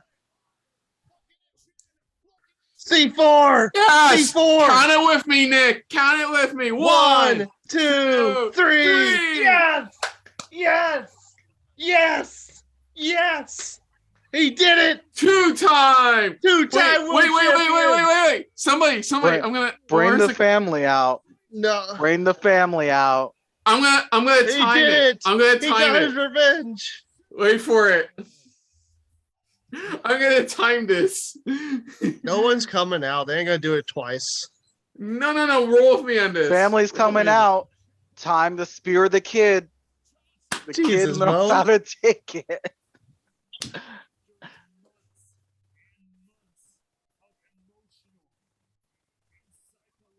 He did it. He did it for his family.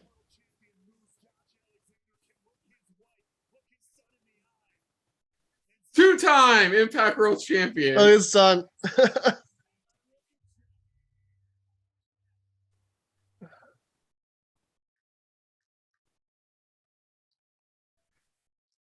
He's Aw. probably like, Mom, I wanted a moonsault off. He ruined Mom, my I wanted moment. the moonsault. Like my favorite wrestler. Moose. Yes, he did it. You deserve it. He finally You did it deserve it. again. I hope he has a long title reign. This time.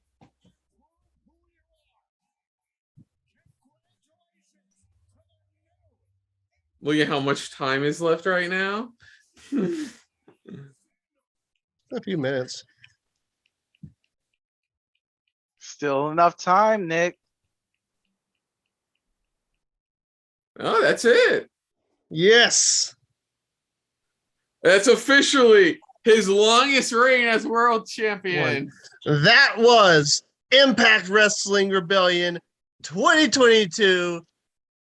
That was awesome. Josh Alexander did it for his family. He slayed Moose. He's champion again. That was awesome.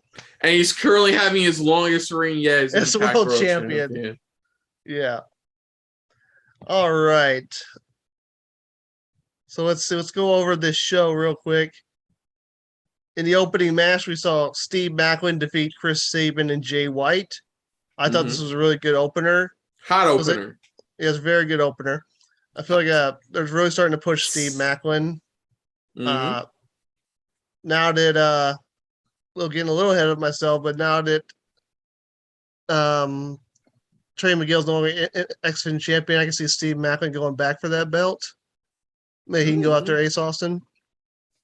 What do you guys think? You think Steve Macklin's got a Yeah. bright future? Yep. He's definitely going to be Ace Austin's next opponent for the X Division title. What do you think, Mo? What do you think of that match? Of the exhibition or Macklin's match? Macklin's match. I thought it was pretty good. A lot of good spots there. I was a lot of nice heel play by Jay, and then seeing Maclin doing some of the stuff that he was doing, that was pretty nice as well. Sabin, I mean, it's pretty much par for the course for what he does, which isn't a bad thing. All right.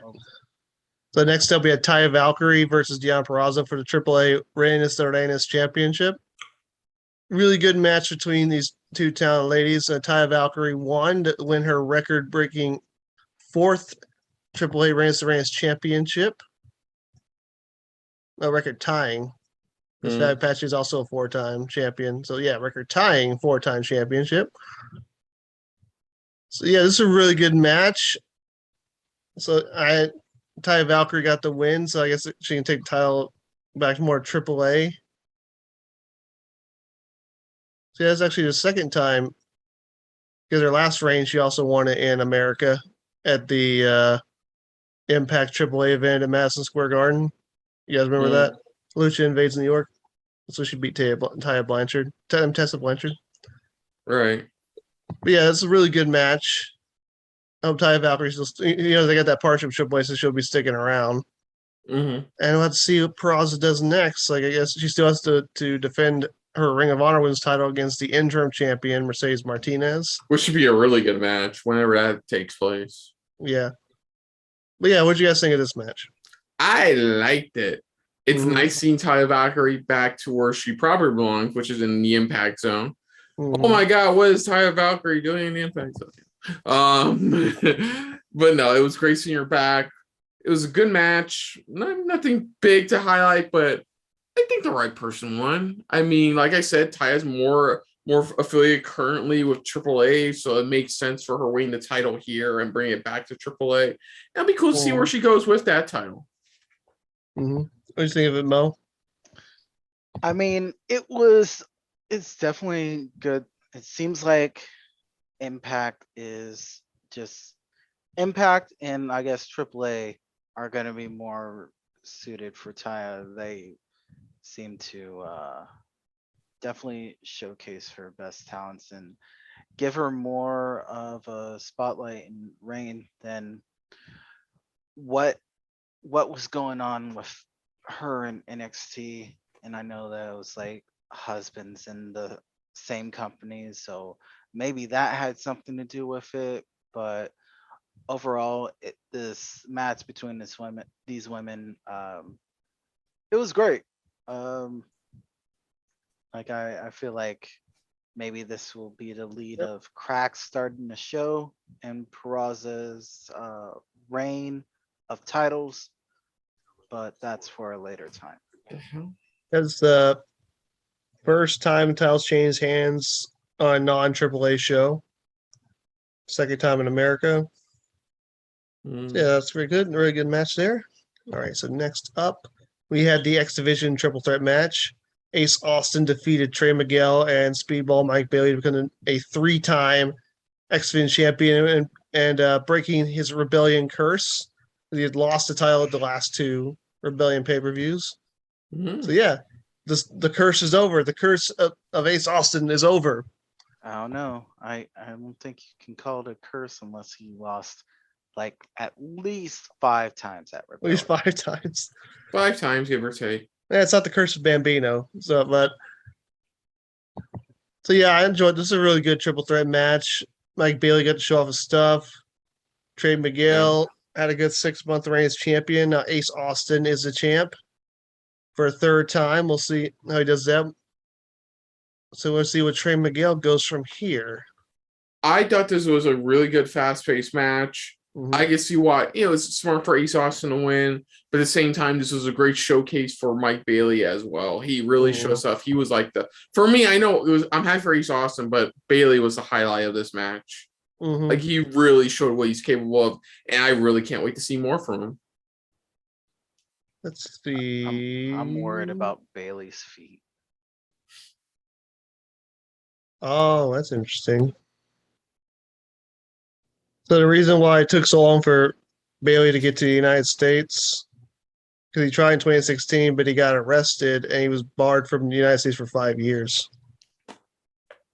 But he was able to finally get to America, and they decided to come to Impact. Merc! All right, so yeah, that was a good match. Let's see, next up, we had the Battle of the Big Boys. We had Tomohiro Ishii versus JONAH. Beefy Ben. Big beefy Ben. Yeah, they had those really good match between these two big dogs. Yeah, the Pitstone Pitbull versus the Top Dog. Ishii won, which I was a little surprised by because he's more of a special guest here in JONAH, but I don't know. Maybe Ishii's going to make more appearances for Impact. Well, he's definitely going to be... I mean, more than likely, he's going to be part of Forbidden Door events. So, like, I guess this would probably showcase what he's capable of more.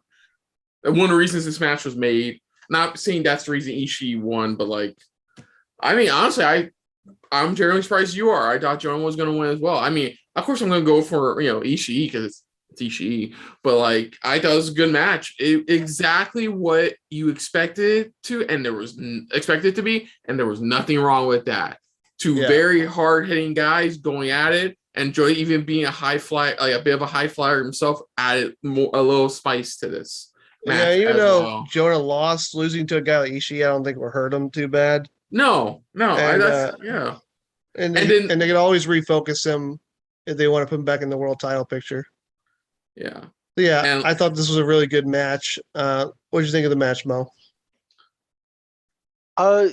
Good back and forth between the two. I like honestly, there's been a lot of Ishii going on lately, especially with AEW, and then of course his home New Japan promotion. But just like I'm really liking the crossover, seeing more of the New Japan, seeing more Mhm. of the Japanese wrestlers over on this side.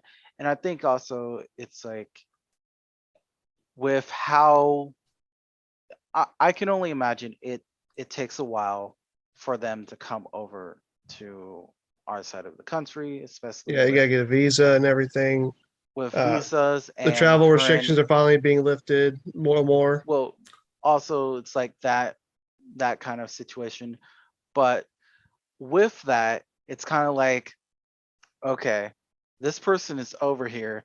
They need to, like, if you're gonna have them overseas, you're gonna have them like you're gonna showcase them a lot Yeah. because otherwise they're not gonna come. So I think Mhm. that leads to a whole lot of things. And then on a different tangent with New Japan doing their shows on the West Coast and stuff like that with Strong and everything.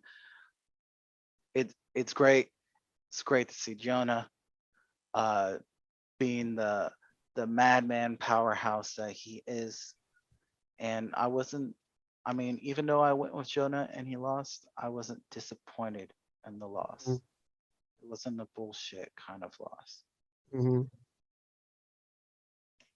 The trying to see how I did in predictions. I did.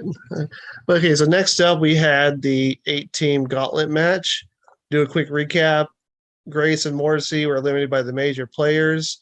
Major players were eliminated by Good Brothers. The Good Brothers then eliminated Swinger and Dice, and then Swan and Mac.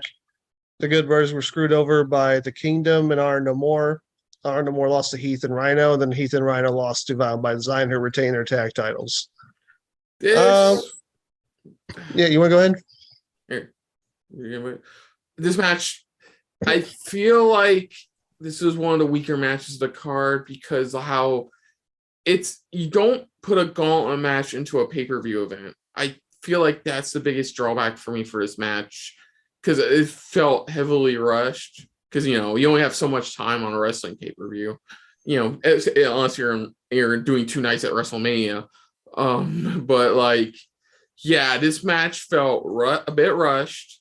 Final by Design came out last, which I don't think that should have happened. Like, at the very least, they probably should have been at least second to last. But I still enjoyed the match. The opening parts were really well done. I love the surprise of the major players. Jordan Grace teaming up with Morrissey was a nice surprise, and they had some fun with it too at the end. Then, they had good stuff between the Good Brothers and Swan and Mac, and then after that, not much else to say. I mean, it was what it was, and it does suck that BBD won. But my only real criticism is that it shouldn't have been a gauntlet match. Honestly, Well, I think this is like just continue long-term storyline because leading up to this, it was Bullet Club, VBD, and Honor No More. But I think by getting to the finals, it reinserted Heath and Rhino back into the tag title picture. And I think it maybe Under Siege or whatever Under Siege is the next show, you can have like a real build-up tag team match between Heath and Rhino and Violent by Design. I think that'd probably be a bigger stage for Heath and Rhino to win the titles. So that's what they're going with, rather than winning it in a gauntlet match. right? Yeah, I thought overall it was good. Like I enjoyed Good Birds, Rich Swan, and Willie Mack. Yeah, good I match. thought that was the best part of the match. Was that segment? Yeah, I thought Heath the Rhino and the Kingdom was pretty good. And I thought, even though I didn't want them to win, VBD Heath and Ryan was fine. But yeah, I thought overall it was pretty good. Mo, what'd you think of the gauntlet match? I mean, it would have. I mean, I had a feeling from the beginning that Violent by Design would be the last team out, so I kind of just wasn't as invested if I thought that there was possibly some kind of possible, like I would have preferred it if they were maybe the last, if they were like in their halfway. Mhm. If they were put in their halfway, maybe fought against the Good Brothers, or just kind of how things ended up. It was all right, but then it's like a lot of the times I'm more excited about the surprises of the teams. Mhm. The one like I don't know Johnny which Bravo entrance. team. Giant Swinger, Yeah, Zicky ju- Dice. Johnny Swinger, yeah. Yeah, I don't even know about them because I don't follow any Oh, either Giant of Swinger's them. been around since 1993. He was in WCW, ECW, early TNA, so he's been around a long time. And But they paired with Ziggy Dice. I feel like Impact hasn't really used him to his full potential because his run in NWA was hilarious. But yeah, we'll see how they do with that team. I Yeah, I mean, feel like all the VBD other ones, it was more of an interesting surprise. I mean, I'm always a fan of Jordan Grace. Mm-hmm. And it was cool that she had Morrissey as a partner. That would have been, if that is a continuous thing, that's cool too. But yeah, overall, it had some good moments there, here and about. As it got later on, then became like actual matches, so it wasn't like kind of squash or kind of like awkward wins, but it was all right. Yeah, I feel like they're setting up Morrissey and Matt Cardona to feud over the Digital Media Championship, which I'm fine with. And you'll see what else.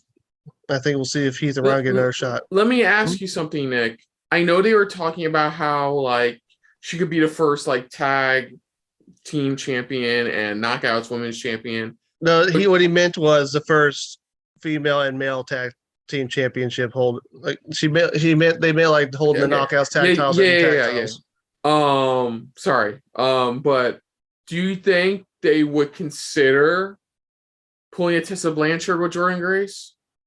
I don't know, because when they did it with Tessa Blanchard, it got mixed reaction. Like some people thought it was cool and some people thought it was gimmicky. I don't know if that's the right word. I don't know. Maybe I can at least see her winning the X Division title if they wanted to go that route. Or like, Digital Media Champion is intergender. She could always go for that again. So next up, we had Tasha Steelz defending the Knockouts title against Rosemary. And honestly, I thought this was the weakest match on the card, mainly because Tasha Steelz botched a couple spots. I know she's not as, like, she's been around since 2016. She's been in Impact for a couple years. I don't know. Maybe it's because she's not used to going against bigger opponents like Rosemary, because she's not very big herself. You can see why. Yeah, there was a couple of spots where she struggled. Yeah, there's a couple of spots where she struggled to get into place. Yeah, I don't know. Yeah, you can see why they put Rosemary in the match, which was pretty much because Rosemary's pretty much a veteran and one of the bigger women, female veterans of Impact. You see why they put her. They should put him in the match. Like the only spot I actually really noticed was when she tried to do the blackout and it gets slipped off of Rosemary, and then they have to step the spot again. That was the only spot I noticed that was botched. I know. I just found it. I just found it hilarious. Her heavy didn't do her fucking job. Boot to the face, kick out, miss to the face, still couldn't get the. It's like that's why when she won, I'm like, oh, that was a clean win. Because let's be honest, man, they do shit. Yeah. As much as I kind of wanted Rosemary to win, I kind of knew she wouldn't Yeah. because Tasha's just getting started with her reign. Mm-hmm. Yeah, I'll give her a little more time to, I guess, she's only been champion for 50 days. So we'll see how she does in like another couple of months as champion. Yep. Match, like I said, I give her a few. Not honestly, I was thoroughly entertained. Like as much as actually on the Gauntlet tag team match, I thought I was thoroughly entertained with that. This was it was rough around the edges. Question, like we're still questioning if this title, putting the title on Tasha was a bit too soon. If she need more time in the oven, as it were. Like, did they just decide to pull a Jade Cargill in Impact? To using the title on her to help build her up better. Maybe they're trying to do it that way. And I mean, for the most part, it is kind of working for Jade. I mean, she's one of the more next to like Britt Baker. She's one of the more over women in AEW right now. Here I'm not feeling it yet. Maybe it's because I don't watch like you. I don't watch Impact on a weekly basis, so maybe I'm not feeling it as much like I do with Jade. But here, yeah, she definitely needs a bit of work. Hopefully, it's the reason they put the title on her is to help build her up better. And you were asking like who could step up to her next. I think the next person is going to be just Giselle Shaw. I don't know if you're familiar with her. Impact recently got her, which was a big get because she's most well known for her work in Rev Pro and Progress. Ooh. Yeah, she's actually very good. She's been feuding right now with Lady Frost. She's the current Progress World Women's Champion right now. Mm-hmm. And she's also a former Rev Pro British Women's Champion. So yeah, I think they're going to be building her up, and she'll be going after Tasha next. Okay. So yeah, they still got like plenty of women. Like, they're building up Lady Frost, like new face like Lady Frost, Giselle Shaw. So we'll see what they go with that. Okay, so next we had Mo. Did you have anything else you want to say about Steele's Rosemary? No, there wasn't too much that hasn't already been said. I feel like. Okay, so next up we had the main event of the evening: Josh Alexander versus Moose, and damn, this was a good match. They beat the holy shit out of each other. Alexander got hit in the eye so much it was starting to swell up a bit. Mm-hmm. But yeah, very hard hitting match. They beat each other pillar to post and everywhere in between. We got Alexander hit Moose with 10 suplexes at one point in a row. He finally took him out at the end with a C4, and Alexander redeemed himself, redeemed his honor of his family, got his title back, and Josh Alexander is the new Impact World Champion. What did you guys think of the match? Honestly, solid main event overall. Mm-hmm. Easy one of my favorite matches of the night. Mm-hmm. Obviously, aside from the right person winning, and I said this during this, it's cool how solid they've built up Josh Alexander. Not even talking about just for this title match, just in general, how much they've been building him up as some like a deadly weapon, as pardon the pun, I guess. I think they've been doing a good job. Like it didn't even like ruin it when he had to leave to get his like passport renewed and stuff like that. He had to work on that getting done. That didn't work. That actually helped fuel the fire with him eventually coming back, at Rebellion here. And I was saying as well I'm like, I don't think him leaving affected this build up at all. Like, I think if anything, it enhanced it. It enhanced it, to prove it. I mean, I didn't know Moose fucking speared his wife. I didn't know that at all. Then he went to his house. He did that, man. That's vintage WCW shit right there. Yeah. But like, what else? No, it's a great match. Hard hitting, hard working. Like Moose put in a great effort. So did Moose. Was so amazing, and some solid near falls too. I think Oh fuck, man! I think that first near fall. What was that? That second near fall was my favorite. I forgot which one that was. Yeah, no, that first near fall when he speared him. Yep.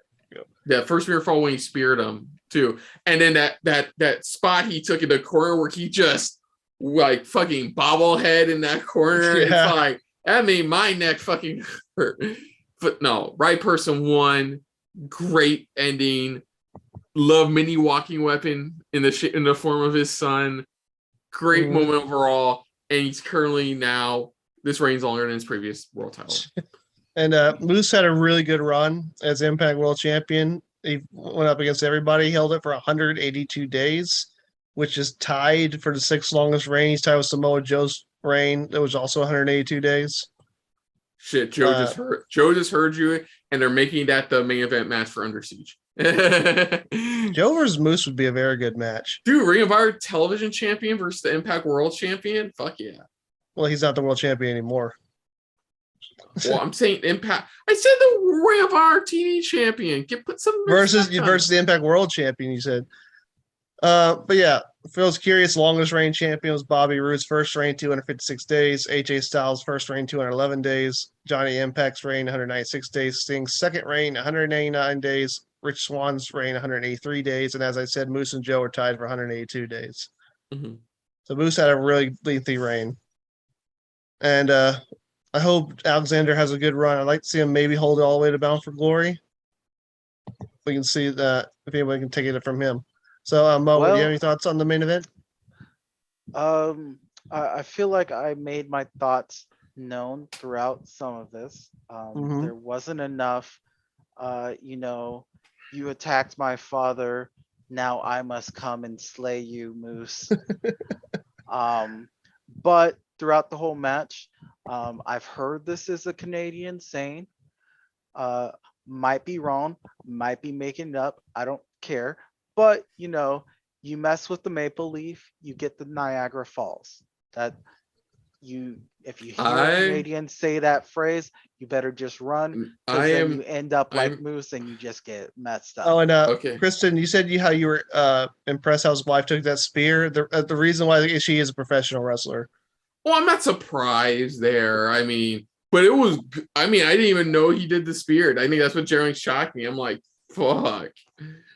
Yeah, she's been wrestling since 2003. She wrestled a lot in Ring of Honor and Pro Wrestling Guerrilla. Sorry, I'm writing down what Mo said, so continue on. You mess with the maple leaf, you get to Niagara Falls. Okay, we need our Canadian viewers to verify if that's actually a thing in the comments. Look, they're going to be completely behind me. I don't know how many Canadian viewers are watching this, but I'm sure they'll be fine. If they ever meet me, we'll have some Tim Hortons and we'll hash it out.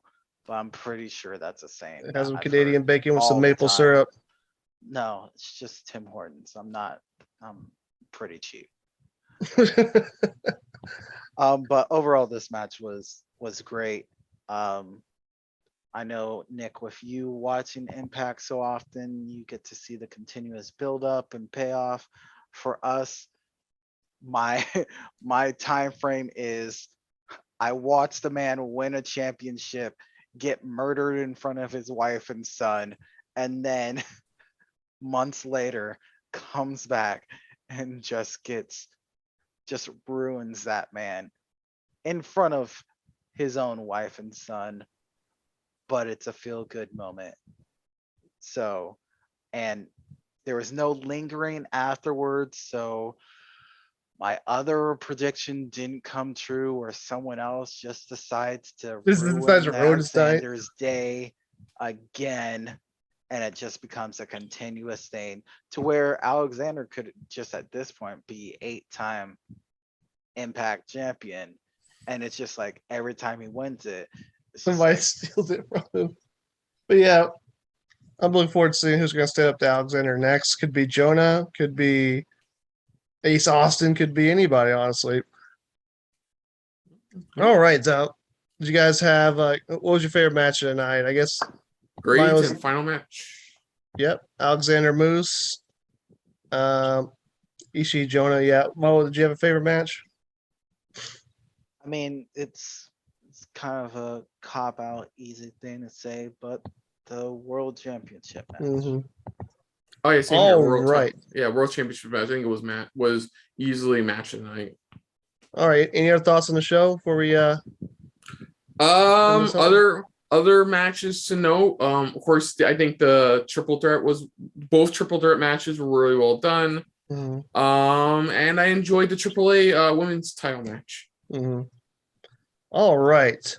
So now, Kristen, do you want to send us home and tell us about the next episode of SRB TV's 1, 2, 3 Excuse Wrestling? me, sir. Excuse me. You're missing grades.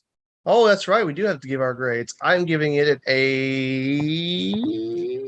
I'm gonna give it an A. Solid A. Yeah, you know what? I'm gonna give this an A minus. A minus.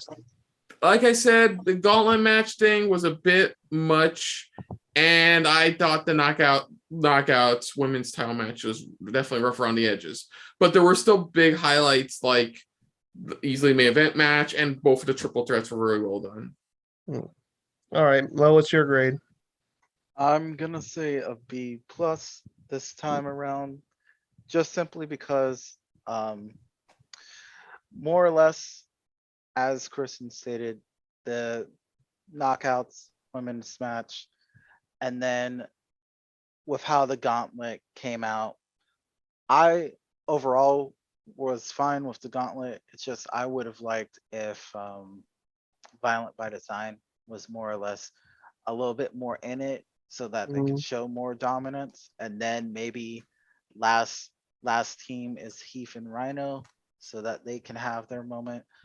And then there were I wasn't, while the X Division match was good, I kind of wanted a little bit, I guess, more extremeness to it. All right. So overall, that makes it an A. An A minus. That's A minus. A minus. That's still an A. All right. So now, Kristen, can you tell us about the next episode of SRB TV's 1, 2, 3 Wrestling? So, other than that, if you guys are new to the channel, you can hit the like button. If you want to talk to us more about stuff like this, comment down below. If you want to share us around, share it around. And if you like us just a little bit more than anybody else when it comes to talking about some pro wrestling, hit that subscribe button down below and hit that bell icon as well. What you guys think of Impact's Rebellion 2022 events? What were some favorite moments? What were some favorite matches? Was Rosemary really just biting Tasha's butt? Let us know in the comments down below. Put down what you thought of our reactions overall, but most importantly, we thank you for watching. And gentlemen, where can they find you somewhere on the internet? Oh, where can they find you on the wide ways of the interweb? I mean, there's like, I go by the name Afro Mobro. So there's let's see, you could look up Afro Mobro on Instagram. I got that. You could look up Afro Mobro on Spotify and music streaming services because I just like to experiment and put out beats on those things. And then I think those are the things I deal with the most. What about you, Nick? Oh, well, you can read my articles over at Florida Geek Scene on floridageekscene.com. You can also check out the 2 interviews I did for their YouTube channel where I interviewed, let's see who it was. Oh, yeah. I interviewed 2 wrestlers from the industry, so I'll let you guys find that out. And also, you can check out my official website at nicholasslade.com. Yes. And what's the next Impact pay-per-view, Nick? They announced it's going to be Slammiversary. It's going to be June 19th. So they're going back to June for the 20th anniversary. Looking forward to that one. What we're not looking forward to is a great segue. What we're not going to be looking forward to, folks, is the rematch of Mania you've not been wanting, because they also confirmed Almost Lashley tonight at it. Oh yeah, it's time for some WrestleMania 30 Backlash. Oh And man, you know what? Chamberlain I'm gonna. nervous. Who doesn't care for Raw spoilers? Raise your hand.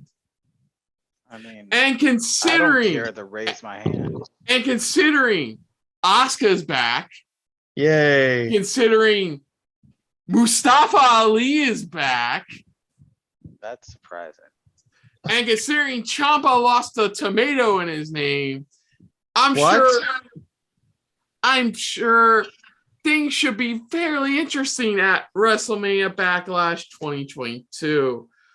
Yay. Whoopity-doo. Well, at It's, least we can look. We gotta go back to WWE. We do this for you people out there. You should appreciate us more for it. but Or until not. We like not. to torture ourselves. I mean, I'll speak for yourself. and before I forget, if you haven't yet already, please check out our reactions. Oh, their reactions tonight, 1 to WrestleMania 38, and my reaction, and all 3 of our reactions to WrestleMania 38 night 2. My brother put in a lot of hard work. I'm not just saying this because he's editing this video. He did put in a lot of hard work for both videos. It took a while. We had so many technical difficulties. You can see it in night 1 because Nick Slade's audio is completely fucking off. Oh, is it? It is. But you can still see your reaction, your general facial reactions and stuff. Oh, But that's weird. he did an amazing job with what little he was given. It took him a few weeks to do it, but God bless him. He put them up. Please, if you haven't checked them out already, check them out. I think he did a great job with what little he had to work with. But of course, until next time, folks, I'm Kristen. I'm Nick Slade. hey guys, I'm Mo Brothers. And That's this my name. has been a very mini walking weapon filled episode of 1, 2, 3 Wrestling. And we will, of course, see you guys later. Hey guys, thanks for watching. If you want to check out any of our previous reactions, As well as one of our other SRB shows. check out one of the playlists down below. And if you want to check us out in the social universe, You can find us on Twitter and Stardust, at Super React Bros. as well as on Facebook. At Super Reaction Bros.